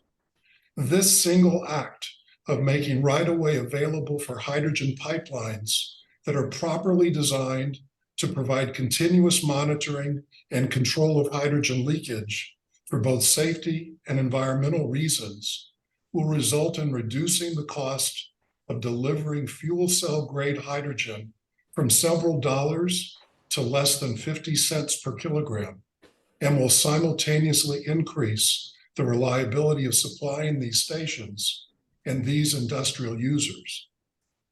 I wanted to make these remarks with regard to this agenda item because we are hopeful the Commission will seriously consider the opportunity for key portions of the trench that is being dug as part of the Middle Mile Broadband Initiative to be employed for installing a hydrogen pipeline along critical routes such as the I-710 and I-5 corridors. As Commissioner Norton pointed out during a panel discussion at the Clean Energy Summit held at AQMD headquarters in April, and just reiterated a few moments ago, the Middle Mile Broadband Initiative presents a unique opportunity for the public to benefit twice from the multi-billion-dollar public investment that is already taking place along the Caltrans right-of-way.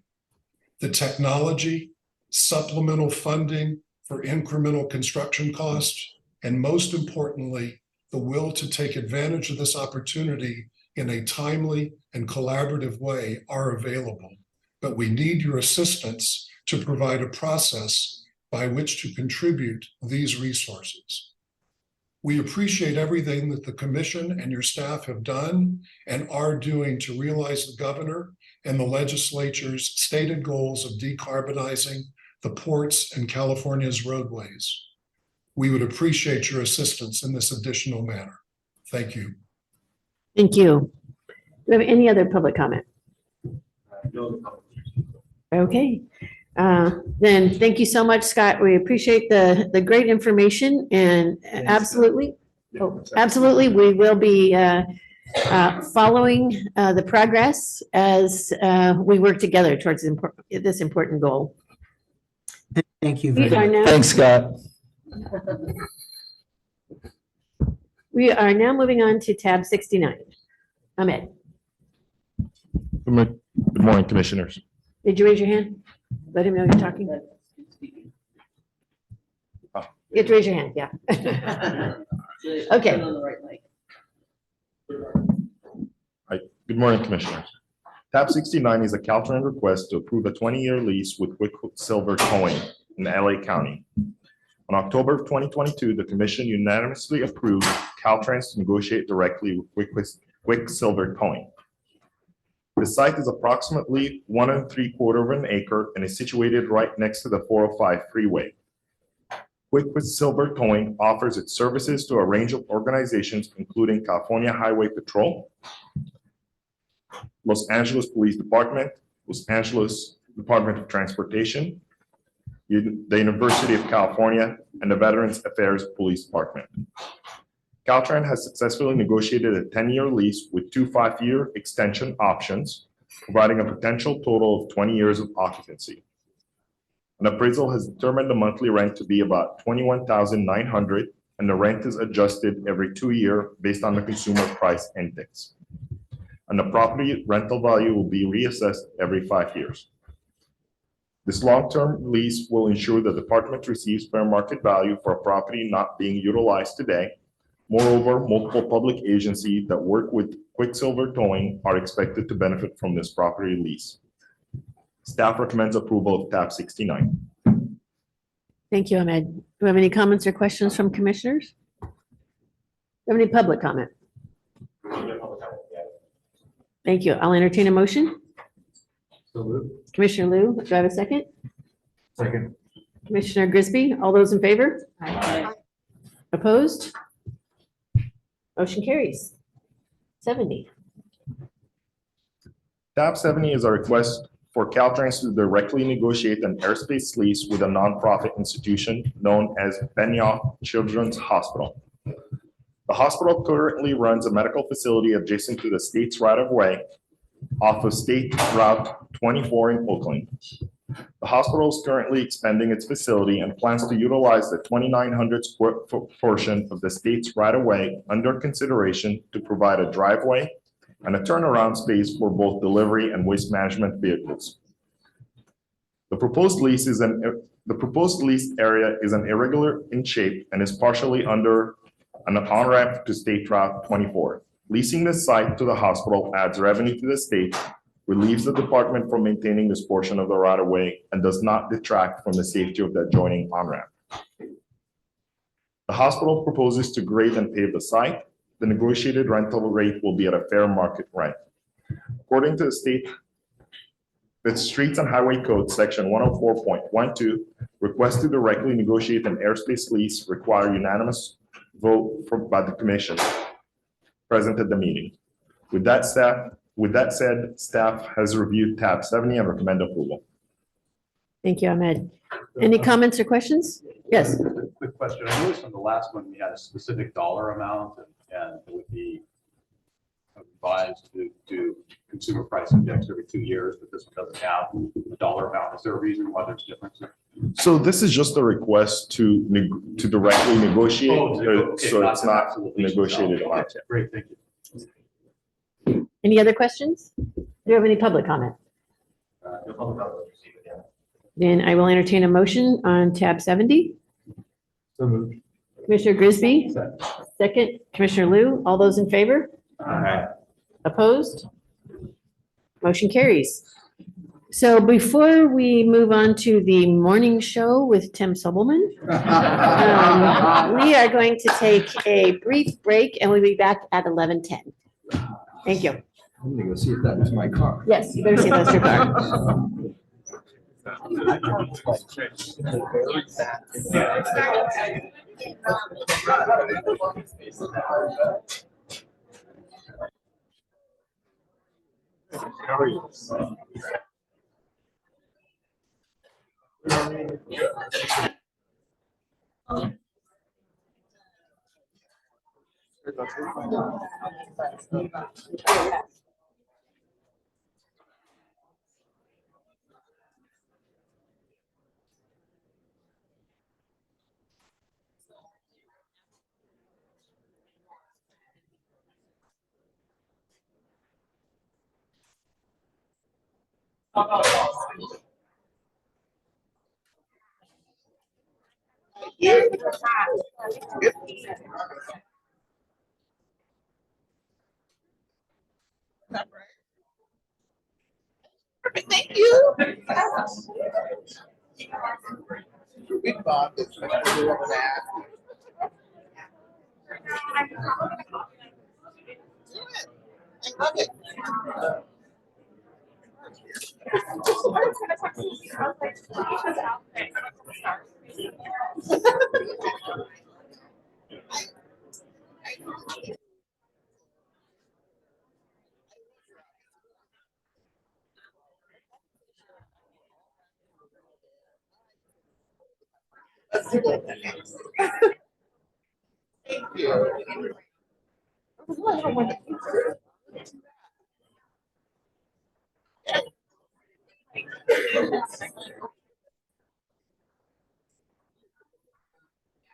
The other day, before I came down,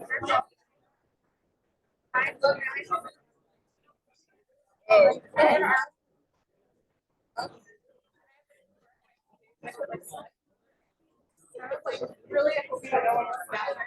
You all were saying that, I was like, hi. I felt so bad. You're like, hi, Emily. And I was like, hi.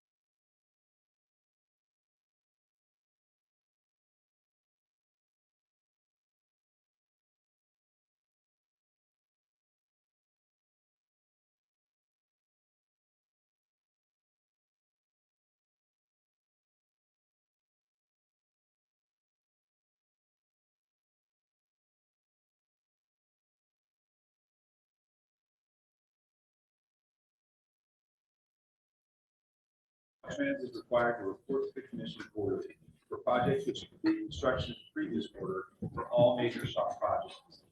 Jeff Wiley, Caltrans Division Chief of Project Management, will provide a presentation on the fourth quarter project delivery report for fiscal year 22-23. I will turn it over to Jeff.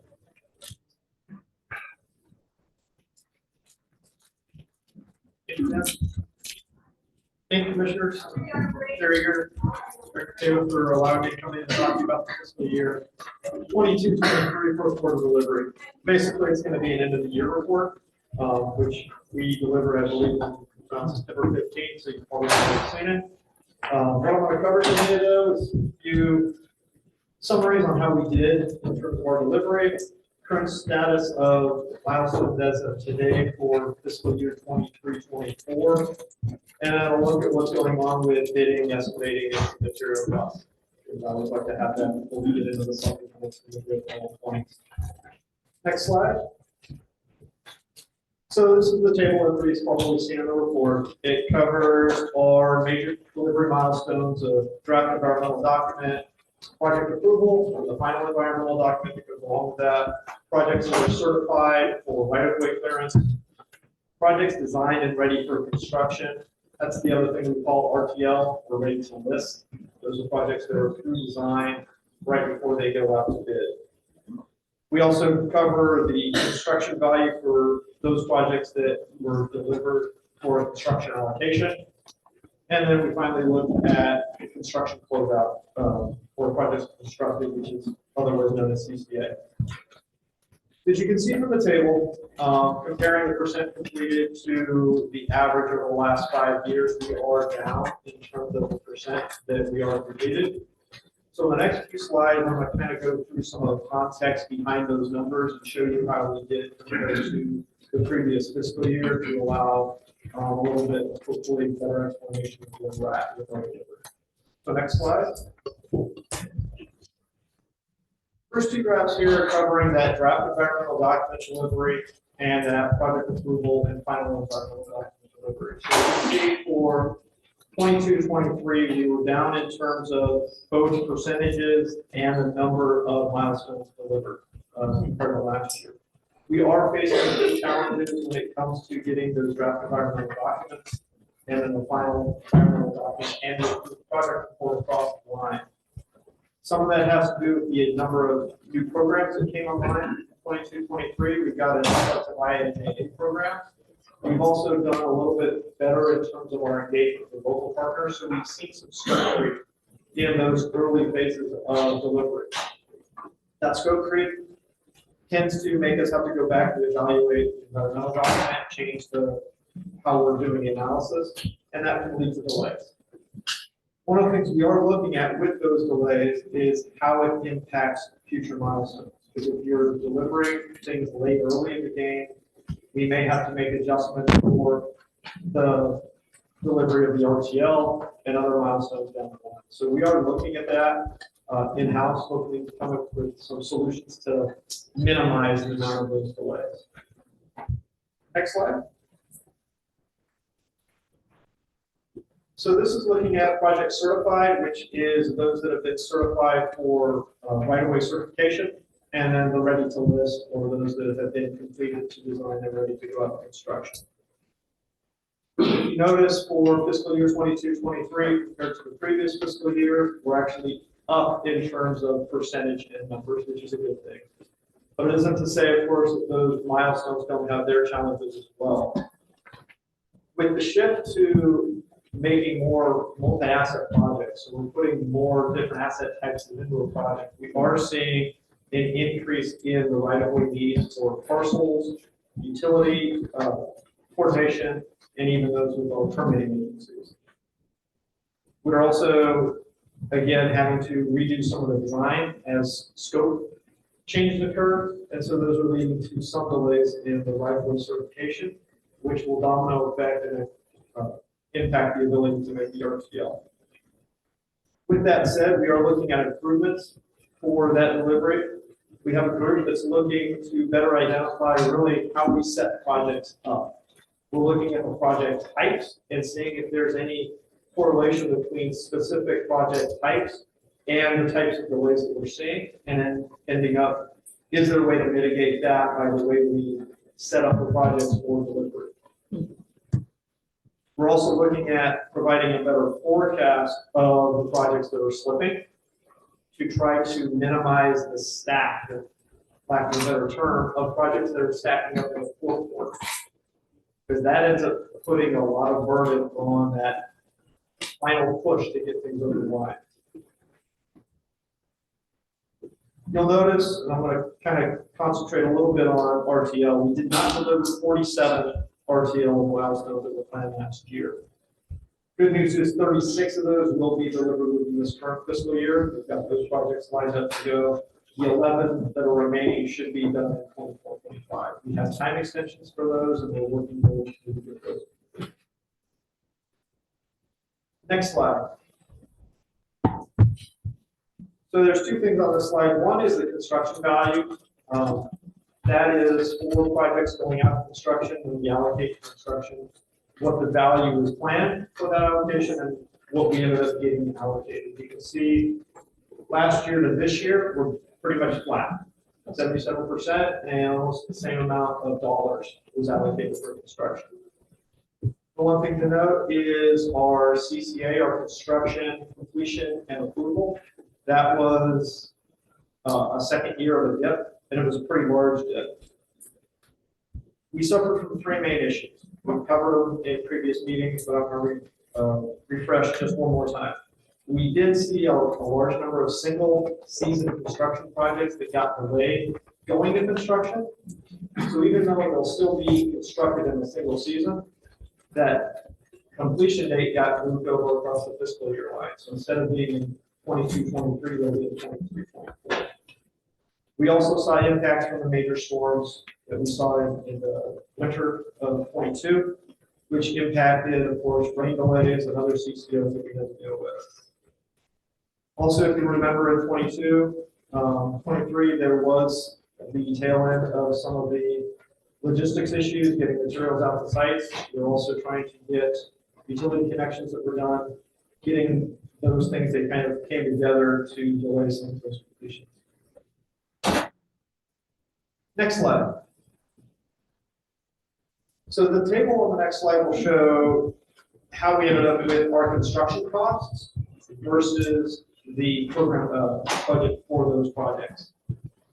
We break it down into STIP and SHOP. You can see for the number of projects, the SHOP is by far our largest program, and then STIP has usually the higher dollar amount per project. So what we are seeing is we ended with a savings of $177 million in the STIP program and $532 million in the SHOP program. That was over 269 projects. So when you look at it by a per project savings, for the STIP, we're seeing a per project savings of about $12 million. And then for SHOP, it's about $2 million per project. Next slide.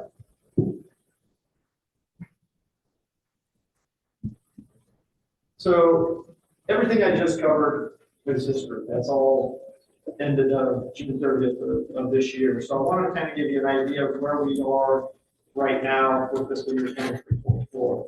And I will apologize. After putting the slide together, I noticed I did not give you what was planned for quarter one in fiscal year 23-24. So bear with me. I'll read through that as I cover up. So for the draft environmental documents, we completed 8 out of the 20 that were planned for quarter one.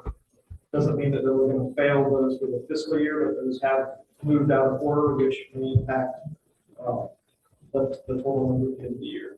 For PAED, we completed 17 of the 38 that were planned for quarter one. We completed 28 of the right-of-way certifications out of 48, so we've got about half of those done for that. 11 of the 40 RTLs were completed as of October 8th. And then 38 out of the 46 CCAs. So in terms of CCAs, we're kind of the pace on the number of those that are coming across the line. because we are seeing some delays, and it's something we actually do every quarter, I will be meeting with all of the districts over the next few weeks to talk about their delivery quarter one, what their challenges are, what we can do to make it for that in the next 3 quarters, to really kind of beef up the ability to deliver those milestones for the fiscal year. Next slide, please. That's it for all the delivery. Now, next 3 slides, I want to cover a little bit in terms of what's going on with the bidders, what's going on with our estimates compared to the low bid, and then I'll also cover what we're seeing in terms of the material bid prices. So the first graph, I've got 2 lines here. The blue line is there to show the number of projects that opened in a given month. So it's a 16-month look. There's 2 peaks to be aware of. There's the peak that occurs between April and May of 2022, and then there's that peak that's pretty easy to see in April and May of 2023. Kind of going back in other history, that's a fairly consistent peak. Our highest number of bid openings actually occur in the months of April and May, which may not be what everybody thinks because we do a lot of RTLs around May and June. That peak is due to other programs that we have to do bid openings and awards for by the end of the fiscal year, namely the maintenance program and our minor A's. So we do see a large amount of bid openings that happen in May. The other thing I plotted on there is the orange line, which shows the average number of bidders per project for those given months. One of the things that's come up is as we release a lot of projects, what does that do to the bidding environment? As you can see, it's very telling in 2023, in April and May, when we had that peak, you did see a dip in the average number of bidders. It went from about 4.2 to about 3.6. What we have found is when we have a lower number of bidders, sometimes you can have a little bit higher bid prices, and we adjust for that. And then I want to script my iPad shut off. It's telling you not to do that. If I go to the next slide. So for the same 16-month duration, I'm also going to show you how our estimates have actually improved. So what this is showing is for the low bids, how much above or below the engineer's estimate was from those low bids. If you look at the beginning of the graph, it's very spiky. That is the spring of 2022. That's when we're coming out of COVID. That's when we have a lot of logistics issues. We've got an economy that's going through some inflation. It was very choppy in the way our ability to guess at what that low bid is going to be. As the economy has stabilized and as we've gotten better at doing some of the estimates in the current economy, you can see by the time we hit August of 2023, our engineer's estimate is within 5% of the low bids coming in. Now, everybody knows we don't always award to the low bid. So I do want to add for quarter one of this year, we've actually awarded 91% of our projects to the low bidder. So having that correlation in which we're getting better at our estimates and we're awarding that to those low bidders, I'm hoping we're going to see a little bit slowdown in some of the supplementals for award. They're not going to stop because we've always got outliers. What we are also showing though is we do know that we are seeing some higher numbers of greater than 120. Part of that is due to the fact that we're right sizing bids before, the engineer's estimate before we bring out to bid, because the right size allocation. Next slide. So with that, here's where we're at with the bids for materials. So I'm covering 6 different materials that I've covered in the past. We've got roadway excavation, asphalt concrete, structures concrete, aggregate base, concrete paving, and reinforcing steel. As you can see, none of the graphs match each other. So for each specific type of material that goes into a project, We've got some that are trending down in their bid prices. We've got others that are going up, especially with the structured concrete. So what really that's showing is a lot of what we're seeing in terms of the fluctuation of bid prices is due to that major component that makes up the project. If it's mostly paving and they're using a lot of asphalt paving or something, you might be seeing some of those bid prices trending lower. But if it's a structures project in which you build retaining walls and bridges, you might see those starting to trend upward. The other thing to keep in mind is that we are always chasing the trends. So for those projects that might have a trend upward, we still may see those little bids come in above the engineer's estimate, and we'll come forward to the commission as we will to ask for more. I also do want to recognize, I'll close it with this, that over the last few months, we've seen a significant amount of supplementals and bringing in 20s coming before the commission. We are continuing to look at what the root causes are for those, and it has to do with the within the fourth quarter, it has to do with the way we do estimates, the way the plans are going out.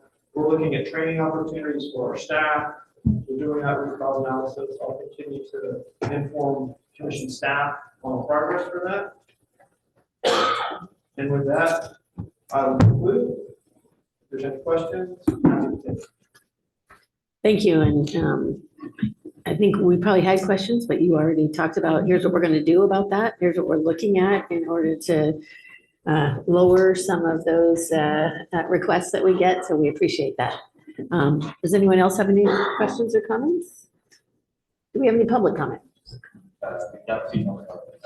All right, thank you so much. And, oh, did you have one? I'm sorry. No, well, it was just a comment. Jeffrey, I just really want to express appreciation for you coming, because we do look at these supplementals and we have questions and they're very technical. We understand this is, kind of an art. But as fiduciaries, it's our responsibility to ask, okay, well, how do we justify if ever asked, why we say yes to a certain amount of, increases in cost of the project, or, and more times than not, we're hearing a lot about bid, low bids coming in. And so appreciate you kind of showing these charts. And I know that you're trying to right size, costs and projects. I do have a question, on the bidding side. Can you kind of dig a little bit on how you're addressing, the attracting bidders to projects? So one of the things we've done in the past and we continue to do is when we have some of the higher full, there's actually several. We do bidder outreach. So we will contact bidders, let them know, hey, we've got this project coming out.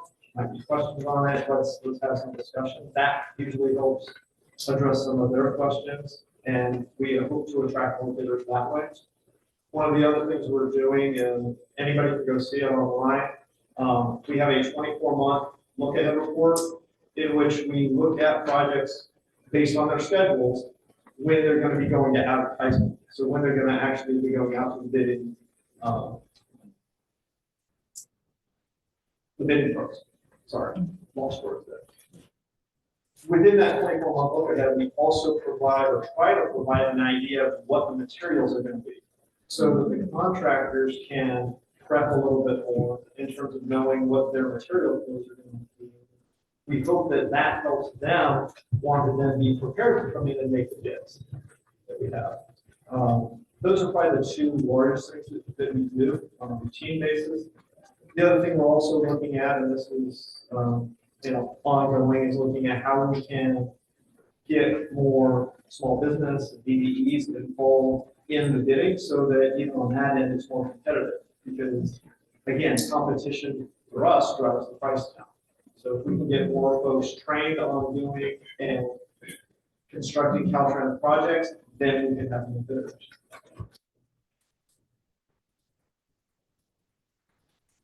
Any other commissioner? Yes. Just to dovetail on that comment. I know the last couple of meetings I attended, there were some issues just with the bid environment and not getting enough contractors to bid on specific work. Is that improving at this point, or are there certain types of projects that just on the track, the contractors stake to want to bid on or motivate them to bid on? Right, I would, and without looking at the data, I'm a little hesitant to comment on it. We can look into that, and if maybe I can work with Tim to see kind of what that looks like. Off the top, I'm wondering if there are outliers on those types of projects, but that is, again, one of the things we're looking at is by project type. Do we have better bids for certain project types, or even size of project? One of the things I did mention that does impact that is because we're doing more multi-asset projects, we're having projects in which we have more subs than maybe in the past, and some contractors aren't doing as much as maybe. Any other comments or questions? Okay, thank you so much. And Tim, before we move on to 72, I need to apologize. I was remiss in not welcoming Deputy Director Stephen Keck to our dais up here. You're way down there on the end. I turned to Tanisha and said, who is that down there? I've been hiding, but thank you. Yeah, so welcome. Okay, you're up. Okay, thank you. I will be grouping some of the items to try and speed things up a little bit. And please feel free to stop me in the middle if you have a question. Okay. Commissioners, I will be taking tabs 72 through 76 together with a recommendation at the end. Item 72 is an action item for a bridge rehabilitation and the replacement project on US 101 in Santa Barbara County, requesting initial allocation that exceeds the program amount by more than 20% for construction capital. Construction capital is programmed for $40,900,000 and Caltrans is requesting $49,771,000. Construction support is programmed for $11 million, and Caltrans is requesting the same amount. Construction capital estimate is greater than the program amount, mainly due to the increased prices for concrete items, steel piling, and a more complicated method of bridge demolition. Item 73 is an action item for a biological monitoring project in State Route 1 in Santa Cruz County, requesting an initial allocation program amount of 20% of construction support. Construction support was programmed for $40,000, and Caltrans was requesting $250,000. Support estimate is greater than the original program amount due to the increase of working days from 1,200 days to 2,400 days, and an increased level of effort for the project based on permit obligations and requirements.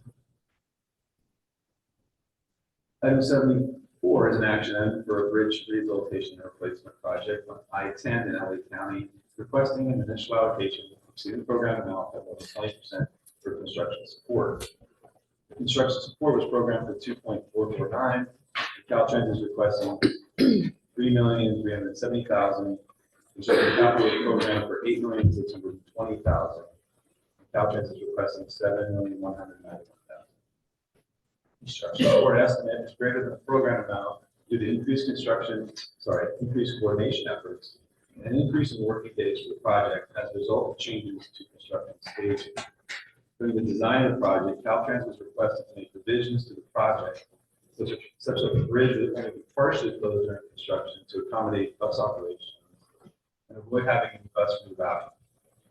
This modification resulted in an increase in the railroad coordination, environmental monitoring, and permit requirements, and prolonged construction by an additional year. Item 75 is an action item for a bridge rehabilitation and replacement project on State Route 103 in LA County, requesting initial allocation exceeding the program amount by more than 20% for construction capital, and is requesting allocation for construction support that exceeds the program amount by 12.2%. Construction support was programmed for $2,449,000, and Caltrans is requesting $3,370,000. And construction support was programmed for $6,328,000, and Caltrans is requesting $7,100,000. The construction capital estimate is greater than the program amount due to significant increase in prices of construction materials As a result of the project being delayed by 16 months to obtain temporary construction easements, as well as construction restrictions in place that minimize disruptions to the adjacent railroad line and refinery. The construction support estimate is greater than the program amount due to increased labor costs and the number of working days almost doubled. The working days increased due to the method of bridge deck removal, stage construction increasing from 2 to 3 stages, and extensive coordination efforts anticipated in the railroad and the oil refinery. Item 76 is an action item for a roadside safety improvement project on State Route 56 in San Diego County, requesting an initial allocation that exceeds the program amount by more than 20% for both construction capital and support. The construction capital program for $2,820,000 and is requesting $4,691,000. Construction support was programmed for $429,000 and is requesting $900,000. Construction capital increases are related to the project being delayed by 16 months to avoid overlapping with construction of a local agency project within the project limits. This delay caused inflation-related cost increases to bid items and required the project to implement the latest contract standards. In addition, the project added a temporary barrier system. Construction support increases are related to an increase in plant establishment days and enhanced coordination of the local agency project within the project. Are there any questions before I make the recommendation to these items? I have a question on 76.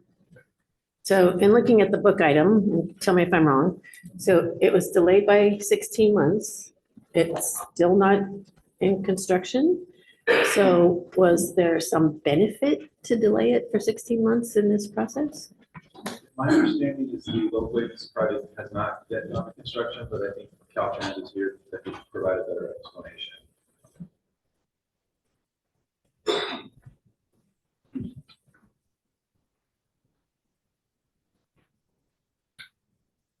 Good morning, Commissioners. I'm Gustavo Galarda, the District 11 Director, representing San Diego County. In this case, we're talking about the State Route 56 project, where we have a shop project in the same vicinity as a local funded project.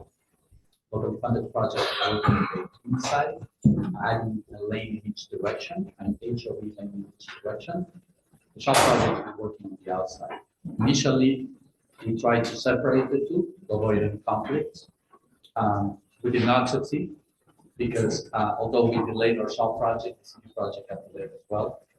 The city project actually was awarded earlier this week, so it will start construction for the shop project, but both will be concurrent. The shop project is 325 days, I believe, or so, and the city project is about 2 years as well. About 2 years, so it's a little bit longer than the shop project. So they will be working concurrently, taking some measures to manage the project so that there are no conflicts. We will have the same Caltrans team managing both projects that has managed current projects in the same vicinity before, so they're aware of the potential conflicts. But we know who the contractor is on the city project. We won't know who the contractor is on the shop project until we go out to bid and select the lowest responsible bidder. So I guess my issue is prices went up, right? Things happened during this process. Could you have changed the direction and moved forward earlier than this, knowing Yeah. that they still weren't in construction, you still weren't in construction, everybody waiting? Hindsight is always 20/20, Right. but we did not anticipate. We were in constant communication with the city of San Diego. We did not anticipate that their project would be delayed. So everyone will check with them, and we will hope that the project would move forward to advertisement and the opening and award. But it just was getting delayed month to month. And once we made the decision to delay the shop project, we didn't leave the team basically working on the project, keeping the meter running and driving support costs up during those months. So it's hard to undo some of those things once you make a decision to modify the schedule. Would you have a suggestion for anybody else here who would be in the same position, what you could have done differently? Yeah, I think, I would have taken the same measures that we took, and maybe just roll the dice with having the both contractors potentially working at the same time earlier and avoid some of the escalation that we anticipated, that we incurred on the shop. Thank you. Thank you, Chair. Any other questions on items 72 through 76? The staff has reviewed the project and book items for tabs 72 through 76 and recommend approval. Thank you. Do we have any public comment on these? Received a public comment for anything that. Then I will entertain a motion. So moved. Frisbee, second. Falcone, all those in favor? Aye. Opposed? Motion carries. Thank you. I will be taking tabs 77 through 80 together as a recommendation at the end. I'll speak back here, hopefully people can hear me still. Tab 77 is an action item for a bridge rehabilitation and replacement project on State Route 96 in Siskiyou County that is requesting $200,000 in supplemental funds for the project approval and environmental document phase. This project has identified the need for additional resources in this phase due to a change in the construction staging strategy to rehabilitate the bridge. The staging strategy was modified to utilize a temporary detour bridge and road approaches to allow reverse one-way traffic handling. Additional funding is needed to environmentally clear the larger project footprint to accommodate the temporary detour bridge. Tab 78 is an action item for a pavement preservation project on State Routes 273 and 299 in Shasta County. That's requesting $50,000 in supplemental funds for the plan specification and estimate phase. The project realized cost increases during the PS&E this phase related to the revisions to the multi-use path and landscape and irrigation as requested by the city and the adjacent property owner. The additional $50,000 is needed for this phase to respond to bidder inquiries, address addenda and or contested bids, and to award the contract in December of this year. Tab 79 is an action item for a pavement preservation project on State Route 96 in Siskiyou County that's requesting $2,150,000 in supplemental funds for the project approval and environmental document phase. The project is requesting additional funding for this phase due to the addition of a retaining wall and culvert to mitigate the slide area and stabilize the roadway. This scope was added with funding from the Infrastructure Investment and Jobs Act for climate resiliency. The original scope had minimal impacts to the surrounding area. However, the new scope requires additional environmental studies and plan studies. And to determine the type of retaining wall, drilling is required, and due to the difficult access, equipment will require helicopter delivery. Additional resources are needed for the preliminary right-of-way clearances for investigation, additional public outreach within the adjacent school, tribal coordination, and a value analysis study. Tab 80 is an action item for pavement preservation project on Interstate 5 in San Diego County, requesting $2,500,000 supplemental funds for the plan specifications and estimate phase. At the completion of 60% plans, an opinion of probable construction costs was conducted. The construction manager, general contractor, and the independent cost estimator provided their cost estimates, and they were both significantly higher above the engineer's estimate. This triggered a value analysis study to further investigate and analyze pavement and staging strategies to reduce the disparities between the construction manager's estimate, the independent cost estimator's estimate, and the department's estimates. After coordinating with the CMGC contractor and the independent cost estimator at 60%, the engineer's estimate, oh, I apologize, this was left over. The department and the CMGC project teams have held several meetings to discuss options to reduce construction costs and impacts to the public. CMGC contractor has recently provided different proposals for the department's consideration to properly evaluate the recommendations from the value analysis study. They are requesting additional funding to complete the PSC phase. This project has moved the ready to list date out from June 23 to March 24 with an expected award date of June 20. Are there any questions on tab 77 through 80? Through the chair, just Yes. always intrigued by CMGC. project delivery. Had a couple of questions on this disparity in some of the estimates from Caltrans and getting through the process to CMGC contractor. Why big difference in those costs? And he's up. Thank you for the question. Gustavo Larda again, District 11 Director. So if I understand correctly, your question is regarding the disparities between the contractor estimate, the independent cost estimator, and the departments. Correct. This is what happened when you have three people looking at the same set of plans and seeing it differently. And the big disparity was the contractor, when looking at the plans that we developed together, they anticipated that this project is going to take 3 years to complete. Because we're talking about pavement rehabilitation from the border, the US-Mexico border, all the way to the city of Del Mar is a distance of about 36 miles, with individual slab replacements over those 36 miles. So the contractor is basically looking at the staging and how they're going to be doing this work. It's not high production, very chopped up. Whereas the department, with Pentecost estimate or landing in the middle, we're looking at it, well, it's not that bad, right? Well, it was that bad because our number was basically half of what the contractor came up with. And like I said, the Pentecost estimator was somewhere in the middle. But the beauty of CMGC is that we can sit down and it's open book bidding. This wasn't a bid, it was an opinion of probable cost, but we can still look at their book and basically say, why is that number so high? And it's all related to staging and the lane closure charts. So part of this value analysis that Mr. Sobelman mentioned is looking at how can we make the work more efficient for the contractor so that their price comes down, but also not impact the public as much, and also keep our workers safe. So the first bite at this, at the 60% design, was looking at just your standard 8-hour nightly closures, where the contractor is saying, well, I can get so many slabs during an 8-hour shift. Now we're looking at, can we do 10-hour closures, keeping one lane open during those last 2 hours? Can we do weekend closures? Can we do 56-hour closures during the weekend?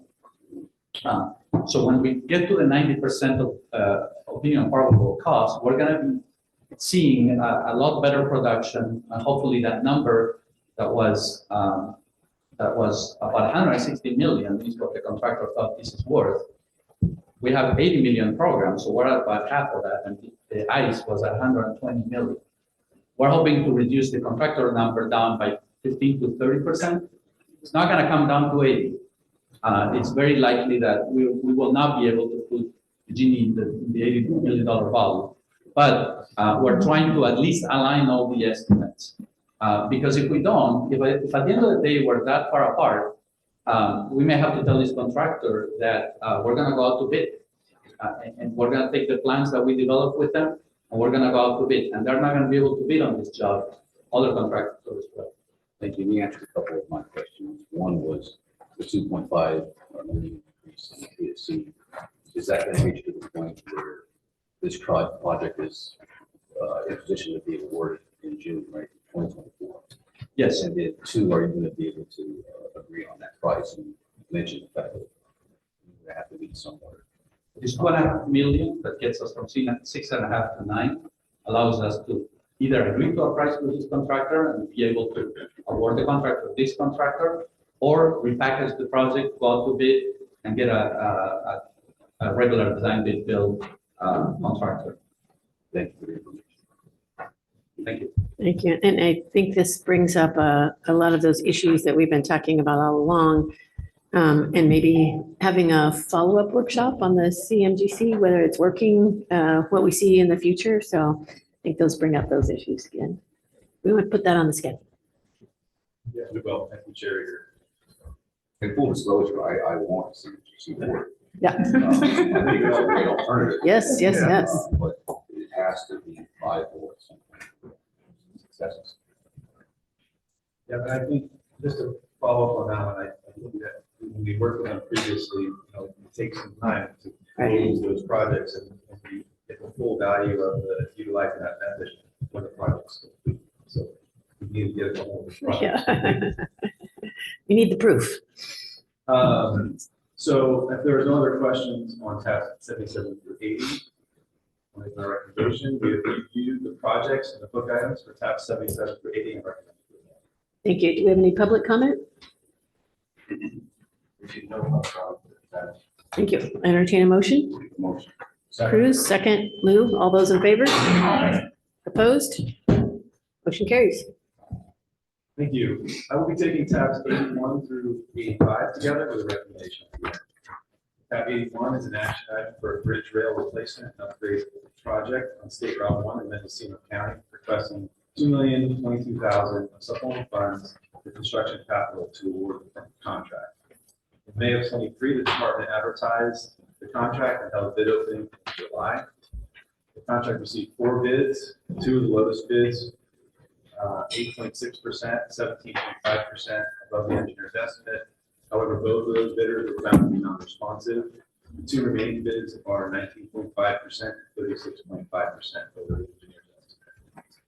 The department is pursuing awarding to the 3rd lowest bidder, and the cost increases on this project are largely attributed to the remote location of the bridge, use of a temporary bridge and creek diversion, and extensive coordination needed with regulatory agencies due to the environmentally sensitive area.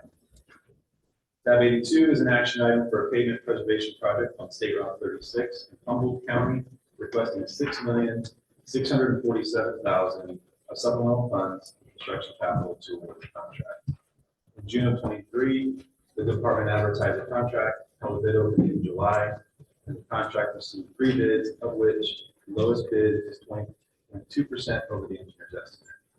The cost increases on this project are largely attributed to the traffic control systems and asphalt items.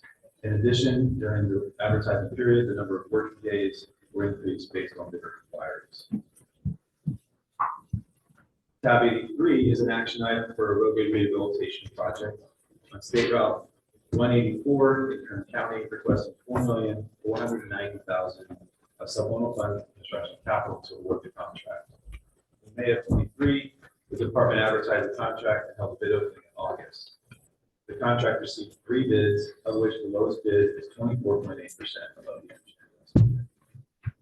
Cost increases on this project are largely attributed to traffic control, highway overhead, electrical systems, roadway excavation, and mobilization. In addition, the night work and limited working days have also impacted the cost of highway overhead. Tab 84 is an action item for an ADA curb ramp project on State Route 164 in LA County, requesting $1,612,000 of supplemental funds for construction capital to award the contract. In May of 23, the department advertised the contract and held a bid opening in July. The contract received 7 bids, of which the lowest bid was 13.5%. However, that bidder was found to be non-responsive, and the second lowest bidder is 22.8% over the engineer's estimate, and Caltrans plans to award the contract to this bidder. The cost increases on this project are largely attributed to the current spike in material costs, inflation, availability of skilled labor, and seasonal market fluctuations. The main cost increases are due to electrical, asphalt, concrete, roadway excavation, and traffic control. The tab 85 is an action item for a bridge seismic restoration project on State Routes 152, 140, and 59 in Merced County, requesting $4,400,000 supplemental funds for construction capital to award the project. April of 23, the department advertised the contract and held a bid opening in June. The contract received 3 bids. However, the low bid of 3.4%, that bidder was found to be non-responsive. The second lowest bidder is 29.4% above the engineer's estimate. The cost increases on this project are largely attributed to high cost items such as job site management, structural concrete, bridge removal, and traffic control items. Tim, Yes, if you could talk a little louder for the people in the back of the room. I'm sorry. Thank you. Yeah, me too. I'll just finish this one. These items were hired due to the requirements to meet the new 2023 standards. The bids have also resulted in higher costs than the engineer's estimate due to the contractors having to meet the disadvantaged business enterprise goal and the availability of subcontractors.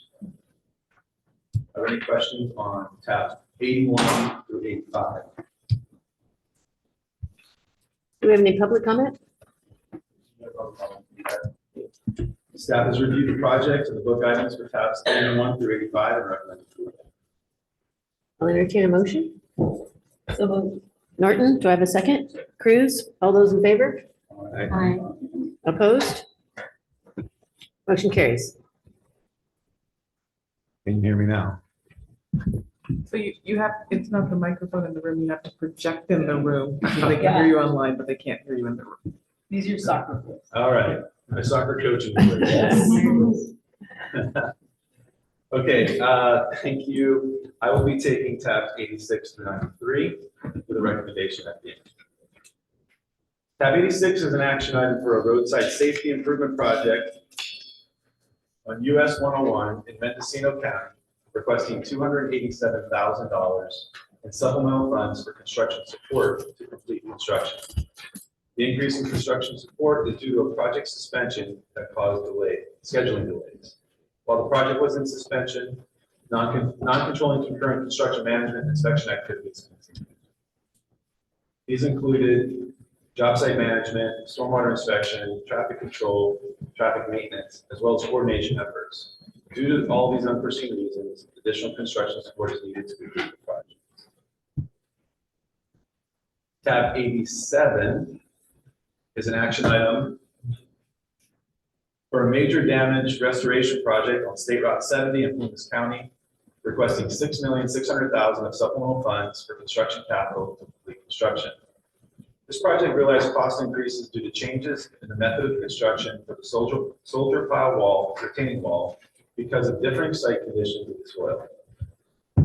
This project received a supplemental to complete construction at the January 2023 CPC meeting for $7,758,000 for similar reasons as to what is being requested in this supplemental fund request. Caltrans stated the production rates were below what they anticipated, and the cost for installing these items were more than expected and approved at the January meeting. In addition, other cumulative impacts resulting from the drilling delays, such as time-related overhead, winterization, increased traffic controls, and other items changed due to the different site conditions, resulted in increases that are part of this supplemental fund request. Tab 88 is an action item for a safety improvements project on State Route 74 in Riverside County, requesting $4,250,000 of supplemental funds for construction capital to complete construction. The project realized cost increases due to adjusting the profile and crossload of pavement more than anticipated, and the related traffic control measures, impacting more trees than were anticipated, differing site conditions encountered during the construction of the concrete barrier footing, severe weather events requiring repair and temporary erosion control measures, and an increase to the asphalt construction costs due to the fluctuation of oil prices.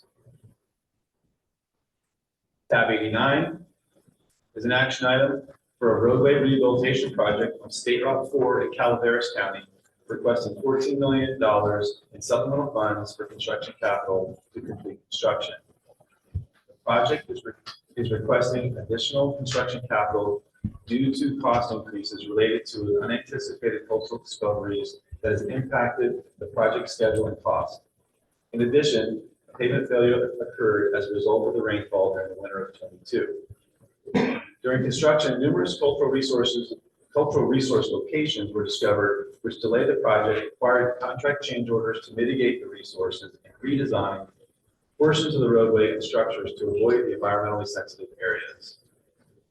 To address the cultural resource discoveries, portions of the roadway and structures were designed to avoid the areas. This will require raising the profile of the roadway and the construction of a new retaining wall and installation of 2 culverts.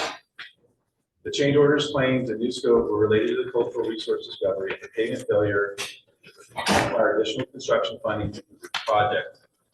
While the project is being implemented by Calaveras County, Caltrans provided a financial contribution of approximately $10 million to construction capital to be awarded the construction contract. If this project does not get completed, Caltrans stated they would need to program a safety project to address the collision history in the area.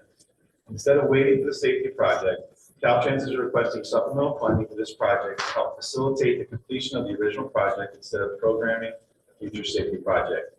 This will be more cost effective and provide the safety benefits sooner.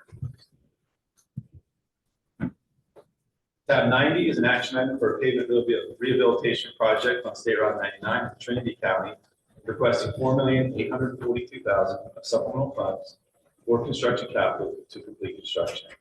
During construction of the project, several design changes were required to account for stormwater runoff and address weather-related damage of the roadway during unprecedented rain events and resolve utility and electrical conflicts, in addition to modifying traffic handling plans and maintaining and repairing traffic control devices. 91. Tab 91 is an action item for a safety roadside rest area project on I-5 in Merced County, requesting $1,300,000 of supplemental funds for construction support to complete construction. This project realized construction support increases due to weather delays, differing site conditions related to the earthwork, revisions to the layout of picnic areas and information shelters, and delays to the procurement of electrical equipment. 92 is an action item for a capital bridge preventive maintenance program project on Interstate 8 in San Diego County, requesting supplemental funds of $880,000 in construction support and $2,600,000 in construction capital to complete construction. The project realized capital and support cost increases due to unprecedented storms, causing several emergency shoulder repairs in early stages of construction and design changes to reconstruct a crossover detour needed in later stages to account for the existing crosslope of the highway. During construction, the shoulders were used as part of stage construction, and they were anticipated to only be used for 60 days. However, the unprecedented storms, the project went suspension, resulting in the shoulders being used for 9 months. Other changes to future stage construction caused the project to add 100 working days to the project, causing an increase to time related. And tab 93 is an action item for a safety improvement and drainage system improvement project on State Route 133 in Orange County, requesting supplemental funds of $511,000 in construction support and $5,241,000 in construction capital to complete the project. The project realized capital and support cost increases due to a prolonged suspension affecting construction activities and requiring additional coordination with the city, utility company, regulatory agencies, and local schools. The cost increases for construction capital and support are related to a 19-month suspension of the project to allow time to resolve a discrepancy between the coastal development permit and what was shown in the project specifications. In addition, obtaining permitted access to areas needed to implement a water diversion plan and agency approvals related to trenching and shoreline submittal. The increases to construction capital and support are proportionally being shared per the cooperative agreement with Orange County. That was a lot of items to go through. I was trying to help save a little time, but if you have any questions on items 86 through 93. Commissioner Norton. I have a question on 93.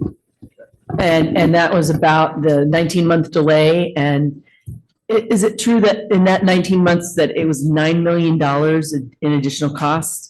Can you explain a little bit more about what caused the delay and what could be some of the lessons learned as we're, now in the midst of major water events, and how we maybe with coastal permits can address some of these challenges? The District 12 is here to be able to provide some additional information. You are correct. My understanding is approximately $9 million total with the cost sharing. Good afternoon, Commissioner. My name is Ed Madera. I'm the Deputy District Director in District 12. Could you speak up just a little bit more for me? Sorry. You'll have to project your voice. Can you hear me better now? Yes. Okay, thank you. So again, my name is Ed Madera, Deputy District Director at District 12, Project Management.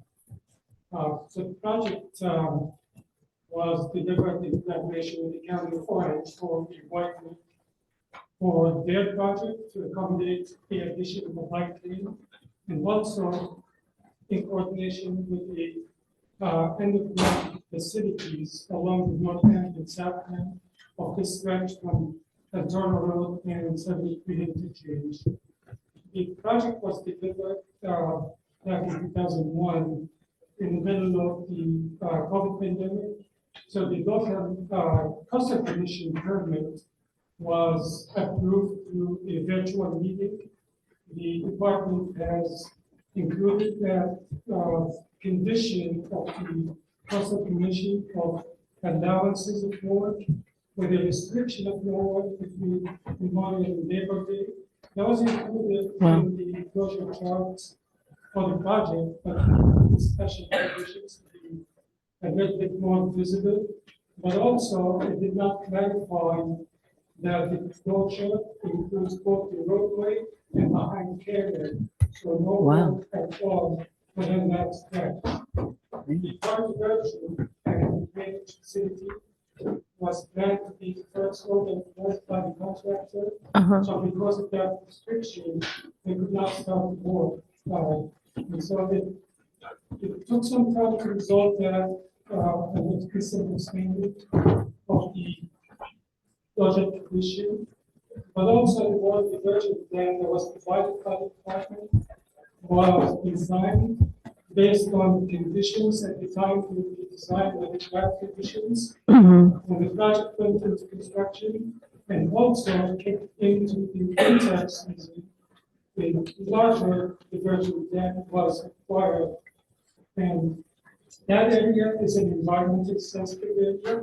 We require permits from several agencies, including the county forest, California Department of Wildlife, as well as the Coast Commission. So we actually revise and amend all those permits, as well as revalidate the environmental document to reflect what is actually in the grounds. Yeah, well, with such a significant cost to that 19-month delay, what have been some of the lessons learned, especially given these windows and the previous presentation we had earlier today about trying to deliver things on time and on budget?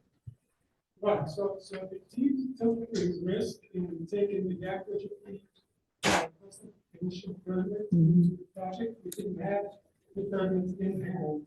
I So see. that's a lesson learned, because the way we put that to be in hand.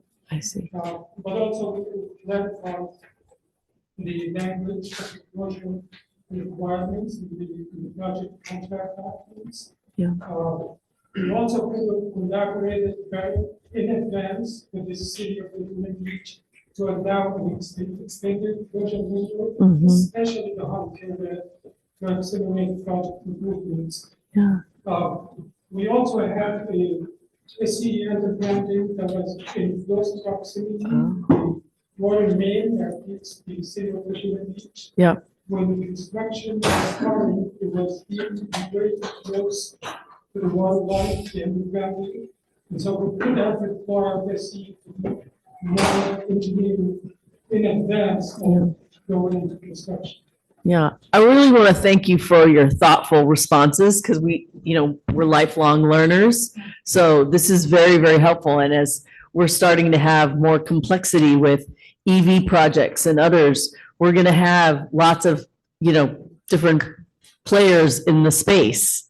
So understanding how to balance all of those issues is really, really important. I want to thank you for that explanation. Any other questions? Mr. Falcone and Commissioner Cruz. Thank you, Chair. I have a couple questions for tab 91. First of all, as a road tripper myself, I appreciate rest area rehab. So, it's a positive project, but I was curious in reviewing the item. Notice that G12 funds, and we've seen the theme of G12 funding being utilized and then additional supplemental being requested. And in this case, it's for, looks like construction support. I had a question about whether we anticipate supplementals being requested for the actual construction. So your question is, in addition to the amount that's being requested, including the G12, are we also anticipating a construction capital supplemental? Yes. District 10 is here to be able to speak. Tim, you have to speak louder. Good afternoon. Thank you, Commissioner. Dennis Agar, District 10 Director, Stockton. In regards to your question, this project it is asking for support cost increase.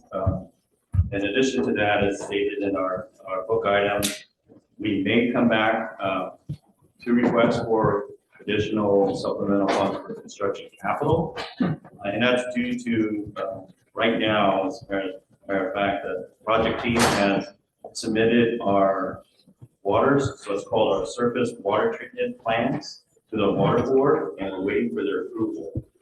We hope that it comes in with a clean bill of approval. However, it could end up with other changes that are occurring out there today as we finish up the job.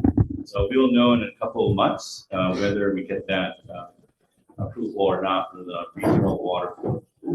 Got it. Okay, and thank you, Dennis. And so you're waiting approval from the water board. Could there have been coordination earlier on during the process? Yes, during early in the construction when it started, they had some new code and permit requirements, and we were working with them and actually made some changes during construction to meet their needs, and at the same time, we had to submit a new surface water treatment plant plans for their final approval, and we're just waiting for the final approval that we've gotten everything as they requested. Okay. And I'm going to borrow a question that a couple of my colleagues have been asking, and I think it's a good question. I mean, it's in our attempt to learn from these processes is what could we have done, can't talk. What could be done better? And again, we're seeing a trend of supplementals are being requested for facility type projects. So would like your perspective on. From my perspective, a couple of things. One is that we need to make sure that we keep up with today's trends as we hear Jeff, making sure that we are, especially for rest areas, this is something we don't do all the time. We want to make sure we keep up to date with any code changes between the time it gets advertised and or before it even gets advertised during when we RTL the project before it goes advertised into construction, so we can anticipate those code changes in the future. The other thing for this, we're asked to do things a lot more different in facilities such as rest areas when it comes to water treatment and for drinking water. So there's new requirements that we are looking and making sure that not only in the district, but our other offices of engineering services, that you get the proper training when it comes to these types of new requirements. Got it. Good to know. And good luck with the project. We look forward to its completion. We do too. Thank you. Mr. Cruz? Yes, Madam Chair, just a couple questions on tab 87, I believe. Yeah, 87. 87. And this builds on trend of additional supplemental requests, and this one is more focused on, I think, the geotechnical aspect of this project. I'm really going back and reviewing some of the work that was performed earlier. And I guess my question to Caltrans is, looking at that project and that contract specifications, is there anything that you could have seen beforehand and done things differently as you approach the geotechnical aspect of it? To cut costs? Thank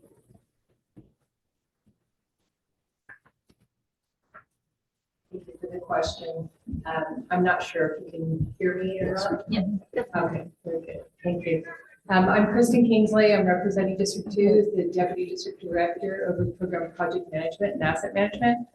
So just so that I fully understand, because it's still hard for me to hear even up front, you were asking in regards to the geotechnical parts of it. Could you repeat the question again so that I can fully understand? Yeah, I know that there's a supplemental request for additional dollars to do some geotechnical work. And this was some of the work I believe that was performed previously. Is there something that we can do, we can look at the contract specs early on to see this and sort of look at this in advance to prevent like the escalated costs? Was there anything we can do or you can do? So good question. And just so that everybody knows, I also have our geotechnical services should be on line so that they can answer any specific questions that you may have. Looking at the specifications that we have in there, it clearly defined that they do have risks out there. This site is particularly difficult and we received many damages out there over the years, over the course of over 30 years. So it did show that we had log test bores that were there. It did show what at that time, if you look at the plans, what the location of it was. It's very difficult to predict anytime you're trying to see under the ground and then interpolate what's going on in between times. So to give you some general idea, we had over 250 vertical piles that were installed. We had over 200 horizontal piles that were installed in there. As you're interpolating, when you have 9 test bores out there, it's very difficult still to tell what's going on unless you actually drilled in that specific location. So I do think that to answer some parts of your question, we could have done better with regards to actually placing the location of the boreholes on the plans at that point in time. I don't think that the outcome would have been any different, just to be clear about that. And do you think at this point with additional dollars that this project will be put forward to close out the timeline? Yes, and thanks for that. So our first supplemental request that came in, we made some assumptions that it was the worst case scenario from what we were seeing out there. And that was indicative of what we were seeing in the test board logs. And the test boring had indicated that as we moved from where we were into the other direction of the wall, that the conditions would get better. So when we came in for the supplemental request, we assumed that we were going to continue to see what we thought were the worst case situations going on. In fact, that got worse. So it did not get better, which we couldn't have predicted at the time. So that's where the difference in all of this came from. And to give you another idea of what that means, we had a production rate of around 4 vertical piles per day. That went to 2 and it degraded to a half per day. So that we couldn't have predicted at that time because we did think that we had the worst case scenario when we came for the January supplemental. Thank you, appreciate it. Just one last question, and maybe for Caltrans, Carol, but looking back at some of the other projects that I've read through previously, there seems to be a spike in the number of geotechnical supplemental fund requests. Is that just unique to where we are today, or how would you explain it? I mean, is there a way to explain it? So I want to be careful that I can't speak at that high level, statewide in regards to that trend that we are seeing. I will let you know that I've been having conversations with the geotechnical services, and they're more than happy to meet with the commission staff and with the commissioners to answer specific questions in regards to the trends. But I also do have somebody representative with geotechnical services online to answer any specific questions that you think you might want to address before that time. Thank you, I appreciate it. Thank you. Any other commissioner questions? Then we do have a couple of speakers. William Walker. Nice to see you, William. Good to see you. Thanks, Justin, for making me sound so good on my public comments. Sorry, I couldn't make it myself. But I'll make this one. I'll be quick because I'm not an engineer and I'm not going to pretend to be one. And I'm not speaking on behalf of the EAC. I'm happy to be on the EAC, but I'm just speaking for me until our chart is established. I speak as well. I know though that what's very challenging about looking at things hindsight is that often the perspective of the folks who perform the task might be different from the folks who manage the task, might be different from the folks who observed construction of the tasks.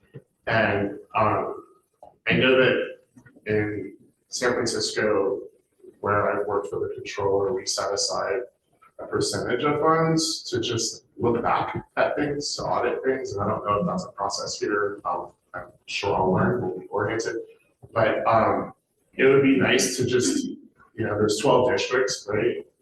Maybe choosing one project that went well in the fiscal year and one project that went over, and just evaluate 2 projects like that each year out of each district so that we can set aside the funds and actually do it, because I don't know that asking, like, it'd be very hard for me if I were the project manager to provide that expertise, but if someone on the outside provided that, it might benefit us. And I know that we have a lot more control with that, with public employees than maybe we do with contractors, but looking at how our contracts could lend themselves to having one of our contractors do that own introspection with an outside look so that we can learn rather than just say, oh, money's spent now, we'll just try to do that. Thank you. Thank you. We also have Amanda Follendorf from Calaveras County.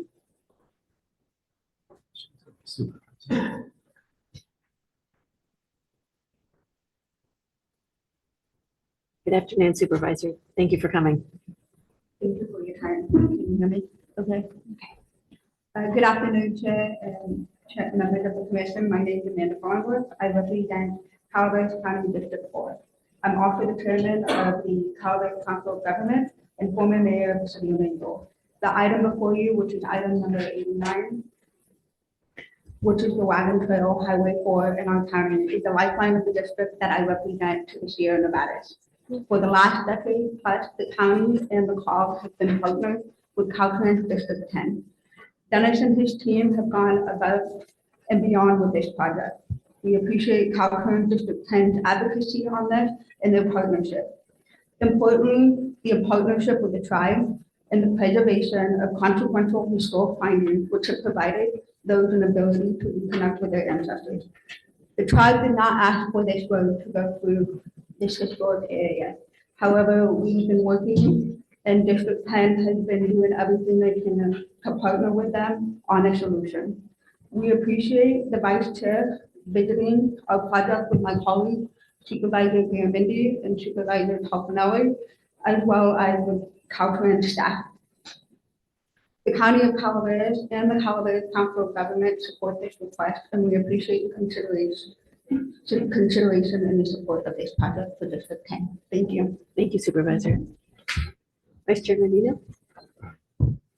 Thank you, Chair Eager and colleagues. I'd like to move that we approve these supplementals, but I just also want to thank Supervisor Follendorf for traveling all the way here yesterday in case it came up early, as well as all the way back from Calaveras County again today, along with her colleagues. And I'd like all 3 supervisors to stand if they don't mind, because they all came yesterday and today. Supervisor Gary Tof and Supervisor Jack Garamendi as well. Supervisors with a vowel at the end of their name always have a special place in my heart as well. So, thank you for especially your work, not only with our Caltrans district so closely, but with the Calaveras tribe of Miwok and how closely you worked with them throughout this long process for these vital safety improvements. And with that, I'd like to move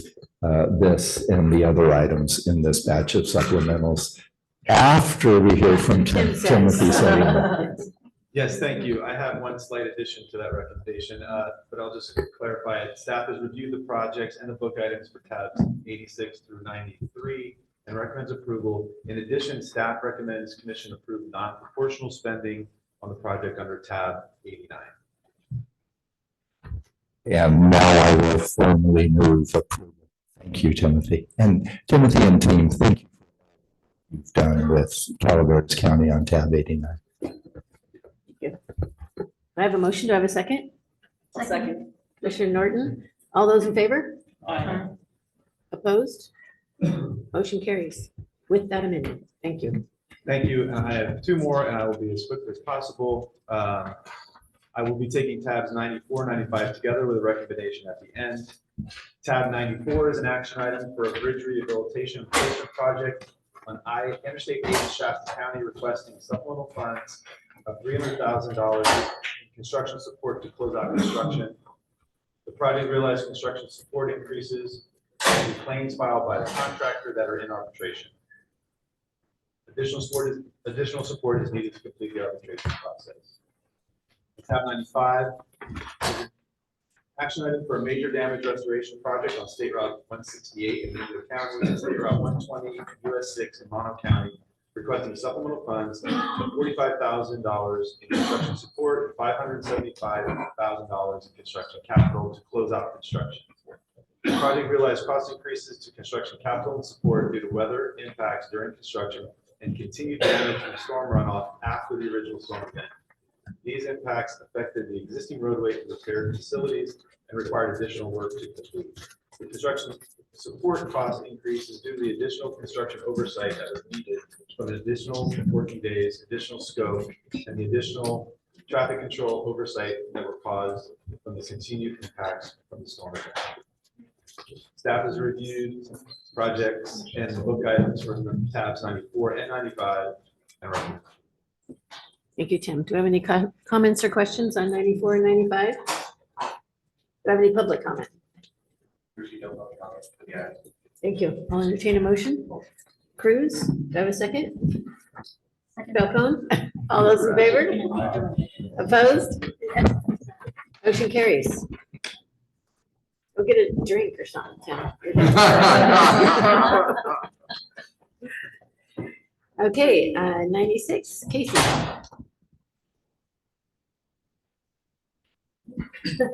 Is it working? Not yet? Hello? There we Is it go. okay? Okay, commissioners, I'll be taking tabs 96 and 97 together with a recommendation at the end. So tab 96 is a supplemental request to allocate an additional $157,200,000 to the transit and intercity rail capital programs, Trans Bay Corridor Core Capacity Programs Communication-Based Train Control System Project. The project was initially estimated at $1.1 billion. In September 2022, the agency conducted a cost escalation analysis, which increased the project's estimate to $1.9 billion. The implementing agency was awarded TIRCP Cycle 6 funds, which were intended for projects experiencing cost increases. Major increases to this project include additional expenses to complete the required design reviews and the installation and testing for the integration work. Tab 97 is a supplemental request to allocate $75,000 to the Transit Intercity Rail Capital Programs San Diego Rail Improvement El Cajon Third Track Project in San Diego County. The agency underestimated the project's budget by approximately $3.5 million. As a result, the lowest bid was approximately 47% higher than the initial cost estimate. The agency has since implemented new policies for determining cost estimates to minimize future underestimations. Staff has reviewed these requests and found them consistent with the program's allocation policy. Staff recommends your approval of tabs 96 and 97. Thank you, Casey. Do we have any questions from commissioners, comments? Do we have any public comment? No, we're not. I caught you giggling over there. Okay, I will entertain a motion. So move. Second. Whatever. I think I have Frisbee and Lou. All those in favor? Aye. Opposed? For the record, if this were Jeopardy, Falcone beat Lou to the buzzer. And should be the I'm sorry, second. I hear it over here. I'm sharing. I'm sorry, there's a vowel at the end of my name. Motion carries. Now we're at 98, John. We're gonna take tab 98 and 99 together. Okay. They're both shop amendments. Tab 98 is an action item to approve amendments to the 2022 shop. There are a couple changes on the change list for this item. And with those changes, these shop amendments will add 60 new projects into the shop and will revise 31 projects that are currently programmed in the shop. And then 99 is another action item to approve amendments to the 2022 shop. These amendments will add 5 new projects into the shop, totaling $67,800,000. These are all new major damage projects using the major damage reservation. And these are separated out as a separate book item from the last one because they're different in a few ways, and I just want to touch on it real quick. All 5 of these projects are correcting pavement damage caused by the extreme winter that we had last year. Most of it is a result of snow chains causing excessive wheel rutting in the lanes. They're not the same as typical emergency projects because the lanes remained open to the public during the summer months.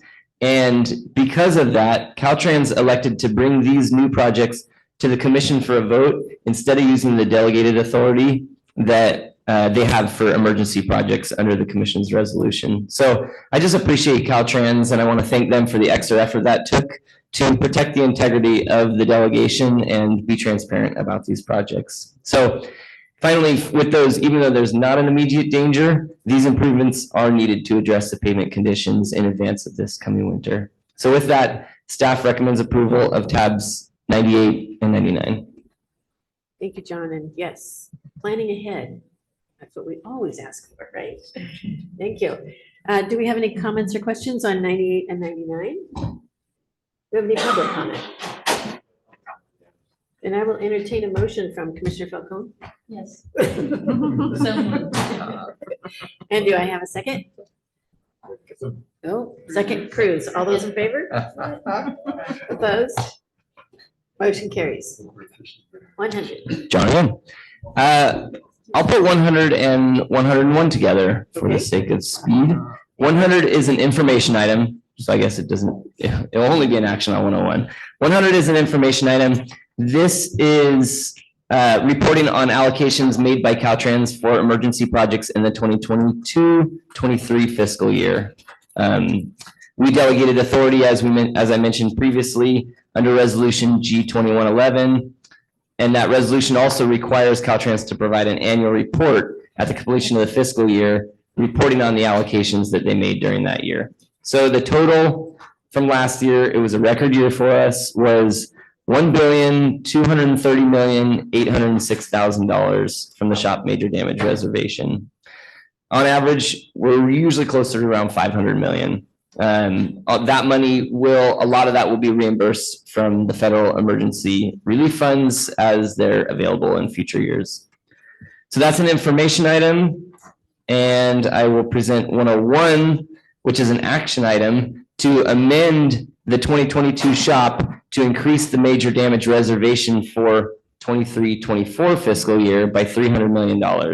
So that will increase the reservation from its starting point, which was 245 million to 545 million. As noted in the previous item, 545 is pretty close to our 5-year average. So we'll continue to reassess how that 545 stands throughout the year. So with that, staff has reviewed this amendment and the information item previously and recommends approval of tab 101. Thank you. Does anyone have any questions on 100 and 101? Do we have any public comment?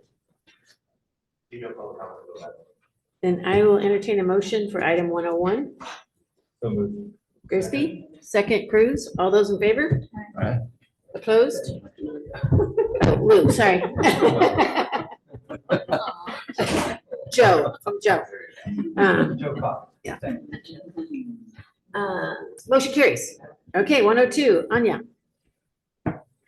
Commissioners, I will present tabs 102 through 104 separately with one recommendation at the end.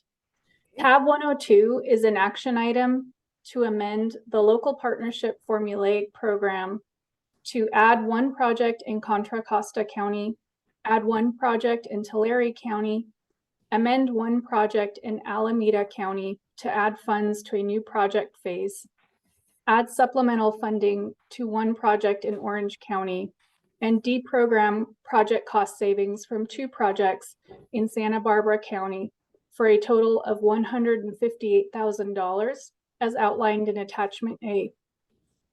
Pursuant to the 2022 Local Partnership Formulaic Program Guidelines, deprogram project cost savings must be reprogrammed and allocated within 12 months of the Commission action. Therefore, the Santa Barbara County Local Transportation Commission will have until October 31st, 2024 to reprogram and allocate the $158,000 in deprogrammed funds.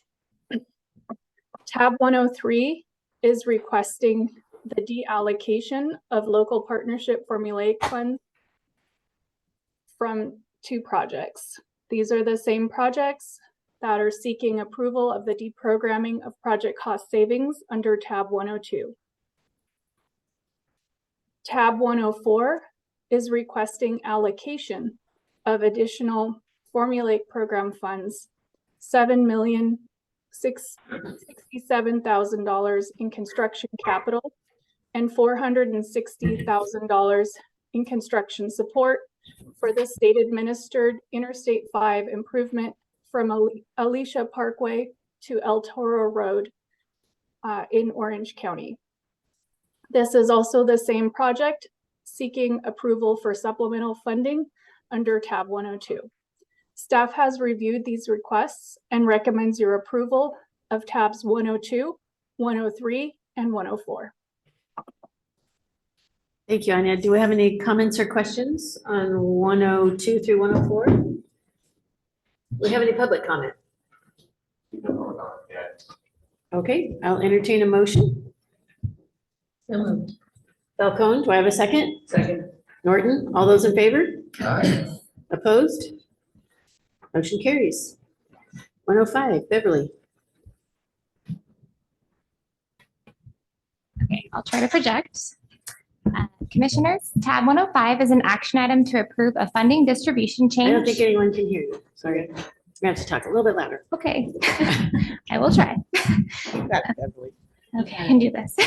Commissioners, tab 105 is an action item to approve a funding distribution change for the Groveland Community Services District's Hetch Hetchy Railroad Trail Project in Tuolumne County. The city is requesting to move $146,000 in PA&ED funds programmed in fiscal year 2023-2024 and $283,000 in the PS&E phase programmed in fiscal year 2024-25 to the right-of-way phase and the construction phase. In total, they are requesting to move $429,000, $32,000 of which will be moved to the right-of-way phase, programmed in fiscal year 2025-26, and $397,000 of which will be moved to the construction phase, programmed in fiscal year 26-27. Staff has reviewed this request and recommends approval. Thank you, Beverly. Do we have any comments or questions on 105? Do we have any public comment? Thank you. I will entertain a motion. Commissioner Liu, do I have a second? Second. Commissioner Grisby, all those in favor? Aye. Opposed? Motion carries. 106, Casey. Tab 10. Okay. Tab 106 is an action item requesting to allocate $2,198,813,000 in federal funds for fiscal year 23-24. Whoa. I know, I know, it's a lot of money. The department's local assistance program administers the subvention budget under the delegated authority from the commission. This request is consistent with the Budget Act of 2023. Staff has reviewed this request and recommends your approval. So moved. Do we have any comments? Wait, do we have any comments or questions? Yeah, we just got so excited. Billion, you said? Yeah. Do we have any public comment? Okay, I have a motion by Commissioner Norton. Do I have a second? Second. Can we just do left side, right side? I Right keep side, going like right this, side? trying. All those in favor? Aye. Opposed? Motion carries for $2.198,813 billion. Okay. Woohoo. We came alive. Okay, John, 107 through 109. Yes, perfect. 107 is an action item for shop construction allocations. And this item will allocate $186,512,000 for 14 shop projects. And 108 is another action for shop construction allocations. This will allocate $67,800,000 for those 5 shop pavement repair projects that I mentioned previously in the amendments. And 109 is an action item for shop pre-construction support allocations. There are a couple changes on the change list for this item. And with those changes, this item will allocate $69,802,000 for 61 shop pre-construction phases for PNED, PSNE, and right-of-way support. Staff has reviewed these items and recommends approval of tabs 107, 108, and 109. So just piddly, 186 million. Yeah, okay. Do we have any comments or questions, 107 through 109? Do I have any public comment? Move approval. Vice Chair Gardino, do I have a second? Second. Second, Grisby? All those in favor? Aye. Aye. Opposed? Motion carries. 110, Casey.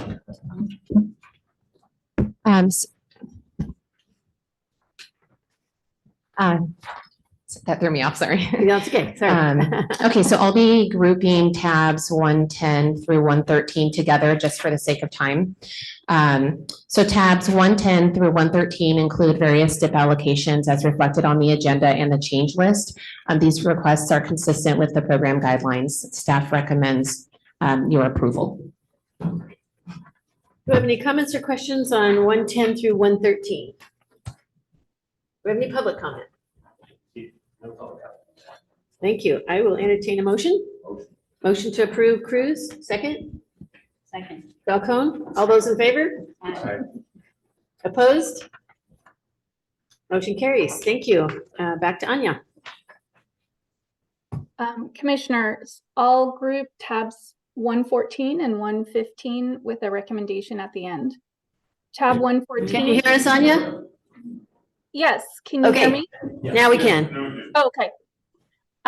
So I'll group tabs 114 and 115 together with a recommendation at the end. Tab 114 is an action item requesting allocation of $2,585,000 of local partnership formulaic program funds for 2 locally administered projects. Tab 115 is an action item requesting allocation of $471,000 of local partnership formulaic program funds for the zero emission bus replacement transit project in Monterey County. Staff has reviewed these requests and they are consistent with the local partnership formulaic program guidelines, and staff recommends your approval of tabs 114 and 115. Thank you, Anya. Do we have any comments or questions from commissioners? Do I have any public comment? Thank you. I will entertain a motion. Commissioner Liu, do I have a second? Commissioner Grisby, all those in favor? Aye. Opposed? Motion carries. Kenneth.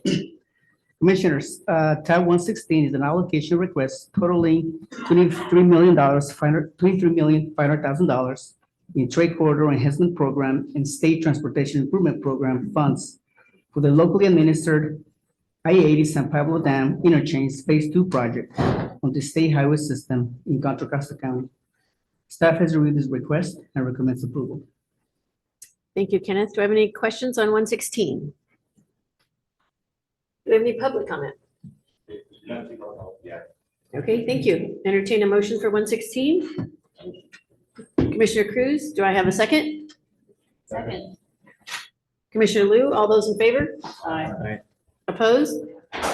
Motion carries. 117, Kat. Good afternoon, Commissioners. Can everyone hear me okay? Yes, ma'am. Okay, thanks.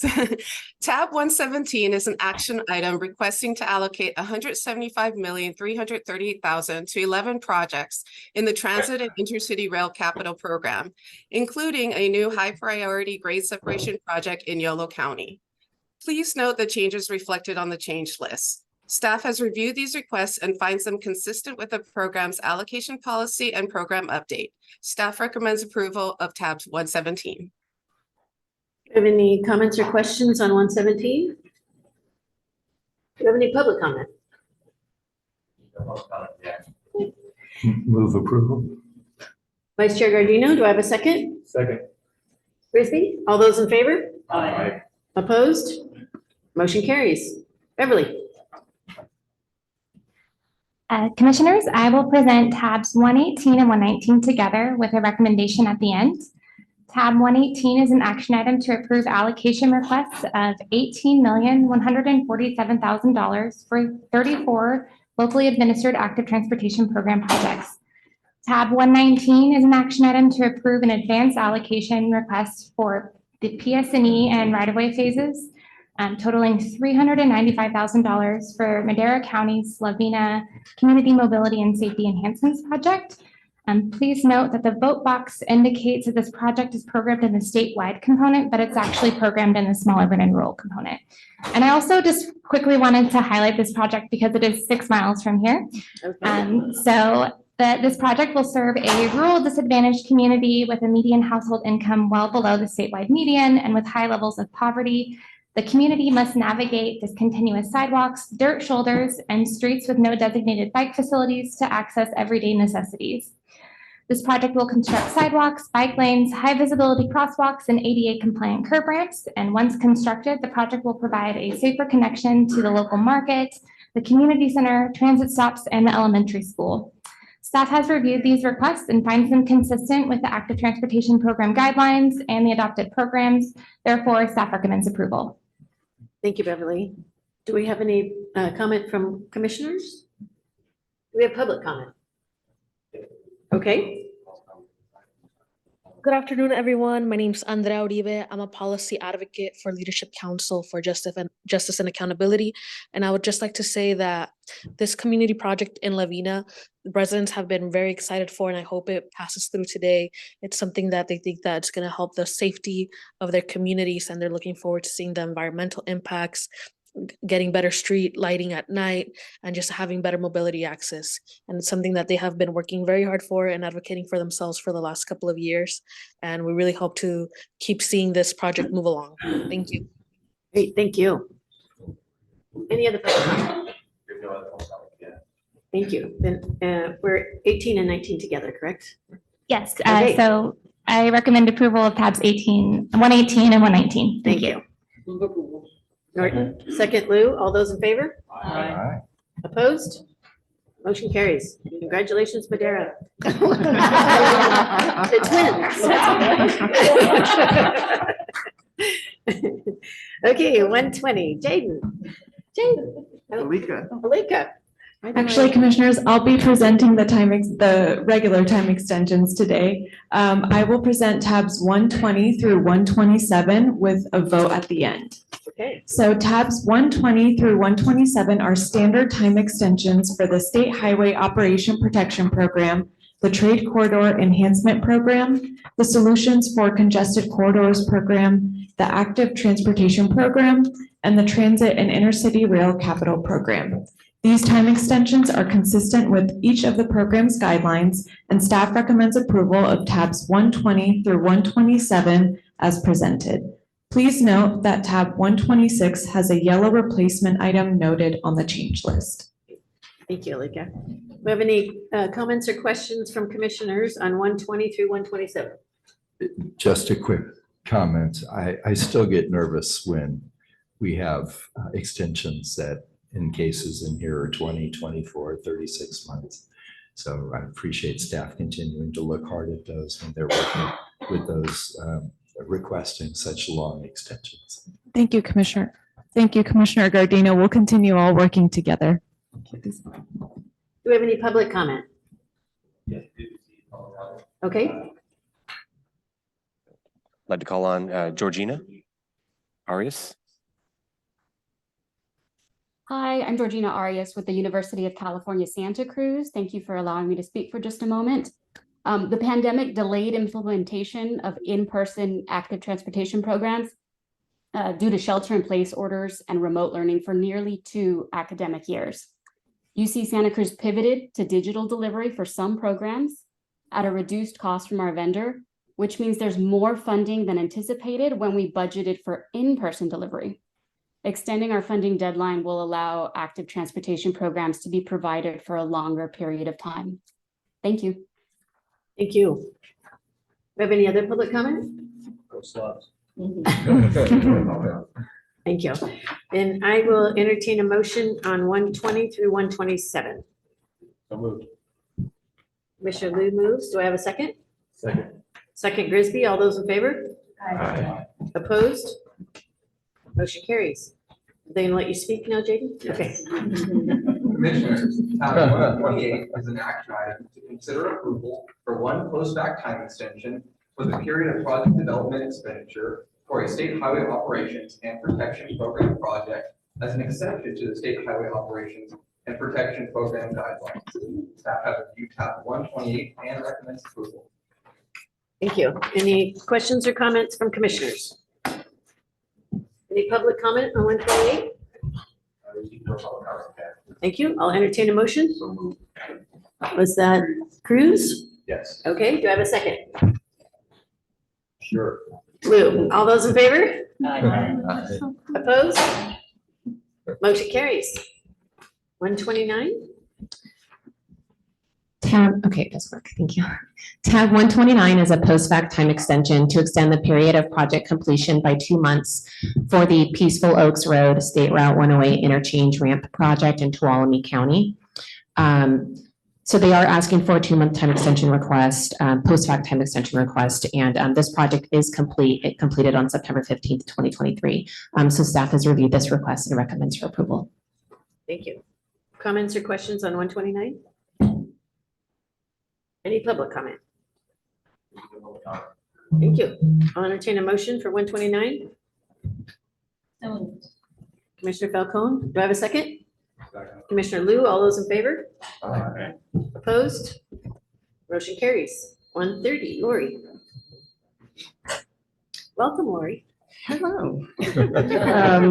Tab 130 includes 2 active transportation program post-fact time extension requests for 12 months from the city of Santa Ana for project development expenditure for 2 projects: the McFadden Avenue Protected Bike Lane and Bicycle Boulevard project, and the Standard Avenue Protected Bike Lane and Protected Intersection project.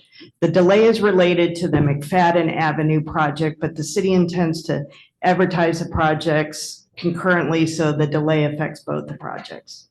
What happened is that there's a railroad crossing in the project that required coordination with UPRR and the CPUC. The city thought that they were on track with this coordination because UP had not responded to the city with their final design comments as of June 2023. However, they received an unexpected last-minute design revision request from UP.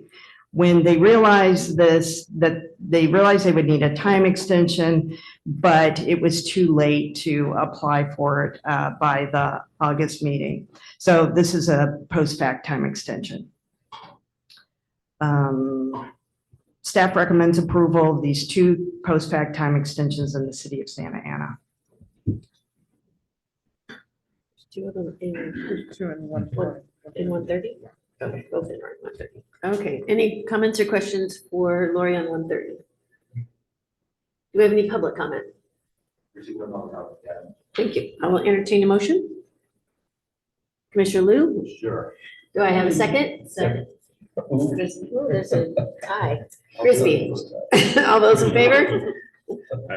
Aye. Opposed? Motion carries. 131. Tab 131 is a second time extension request of 3 months for project completion from the Transportation Authority for Monterey County for the non-infrastructure project ATP Every Child Community Supported Safe Routes to School project in Monterey County. The project scope includes establishing safe routes to school, community support networks, and providing bicycle and pedestrian education in 10 disadvantaged communities in Monterey County. TAMC was already awarded a 12-month project completion time extension for this project in August of 2022, which means that they should have been done with the project in August.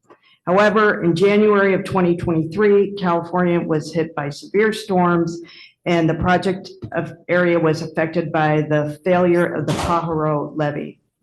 On January 8, 2023, Governor Newsom issued an emergency declaration that included Monterey County due to the ongoing series of atmospheric river systems impacting the state. Then on January 18th, 2023, Monterey County was added to the Presidential Major Disaster Declaration to support the state's storm response and recovery. The community is still recovering and many of the project events needed to be put on hold. Since this is a request for a second time extension, it is an exception to the ATP guidelines. Staff is only recommending this request because of the extreme situation faced by Monterey County and the Presidential Major Disaster Declaration. Staff recommending approval should not be seen as a newly opened door for second time extensions. With that noted, staff recommends approval. Noted, duly noted. Any comments or questions on 131? Do we have any public comment? Thank you. I will entertain a motion. Move approval. Vice Chair Gardino, do I have a second? Second. Second, Grisby. All those in favor? Aye. Opposed? Motion carries. Jaden. Commissioners, tab 132 is an action item to consider approval to amend the period of project allocation for previously approved time extensions for 4 state highway operations and protection program projects as an exception to the state highway operations and protection program guidelines. Additionally, please make note of the change list for project number 4 in this book item. Staff has reviewed tab 132 and recommends approval in accordance with the change list and time extension recommendation. Thank you, Jaden. Do you have any comments or questions? Any public comment? Never received any public comment yet. Thank you. Entertain a motion for 132. Cruz, Blue, all those in favor? Aye. Opposed? Motion carries. Take us home, Jaden. Will do. Commissioners, tab 133 is an action item to consider approval to amend the period of project development expenditure for a previously approved time extension for 1 state highway operations and protection program project as an exception to the state highway operations and protection program guidelines. Staff has reviewed tab 133 and recommends approval. Thank you. We have any comments or questions on 133? We have any public comment? Received no public comment. I will entertain a motion to accept 133. Commissioner Liu had his mouth open. I think you were going to say me. Yes. Do I have a second? Second. Second. Falcone, all those in favor? Aye. Opposed? Motion carries. Thank you. Do we have any general public comment? Not seeing any at this time. Wait, Vice Chair Gardino, Yeah, I had a final comment about the PCH issue. And Commissioner Vice Chair Gardino mentioned what was happening at Malibu, but today the LA Times did a story on this awful crash. And what was added was that not only should this be one of the places for the new speed camera pilots, but that more deputies on the road should be a staffing issue for the sheriff's department, and that Malibu has begun construction on a new traffic light synchronization project, which is the most significant measure to date to improve traffic safety and mobility on PCH. According to the city, Malibu has had more than 4,000 traffic collisions on its 21-mile stretch of PCH in the last decade, including more than 1,500 that involve injuries. Just wanted to make sure we read that into the record as we were mourning the lives of 4 young students.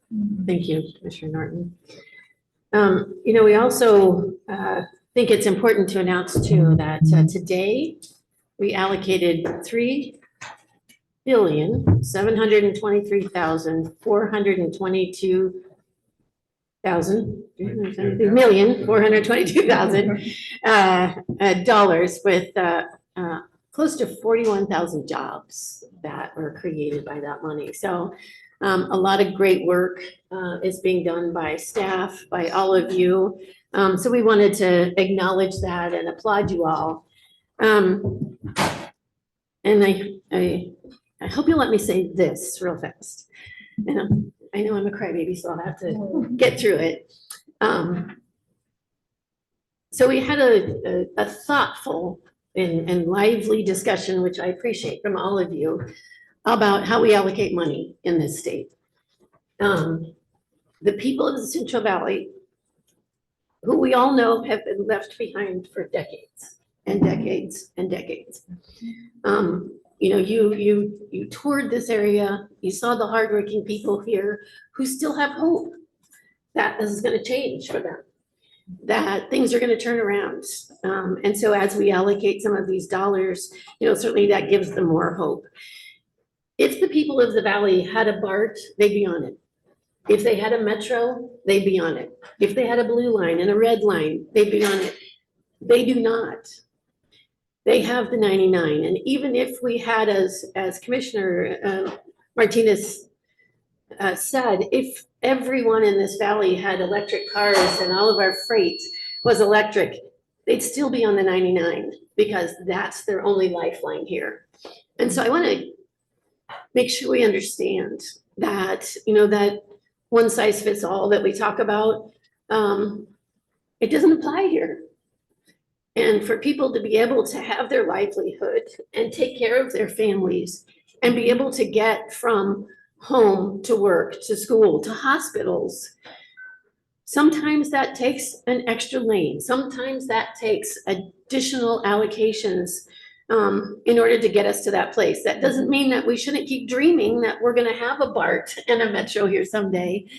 You know, most of these communities don't even have BRT. They don't have bus rapid transit to get them from place to place. You know, if they just had a car, that would be a win for them. And so I hope as we go to places like Madera, and we're going to be in Modesto, and we were in Tulare, that we really remember that it really is, our job is about people. Our job is about making sure that we're fair and equitable across the state. So I just want to thank the people of Madera. We were treated like royalty here, but we really want to thank all of you for hosting us and for continuing to do the wonderful work that you do. So, I'm sorry, what? Okay, yes, so I'm finished. Thank you. That's a hard act to follow. If you'll indulge me for a quick pivot, I want to announce it sort of bittersweetly, and he may not be happy with me calling him out, but I'm going to do it. So District 11's director, Gustavo Gallardo, we brought him up to the podium a couple times, and he always answers questions so forthrightly. Thank you for that. But he will be leaving District 11 by the end of next month, and it would behoove me if I did not highlight all the wonderful things that he's done for District 11, for the San Diego and the Imperial County regions. We have been well served in those regions by his leadership and his team. And I wanted to ask you, if you can, if you can stand up, Gustavo, and I'd love to give you a round of applause for.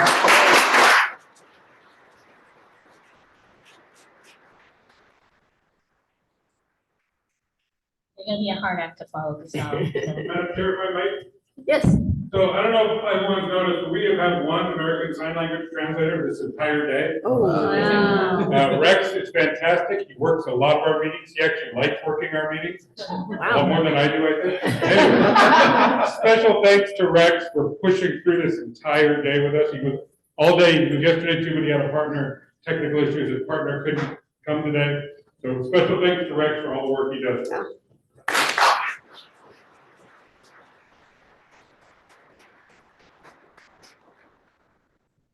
With that, we are adjourned.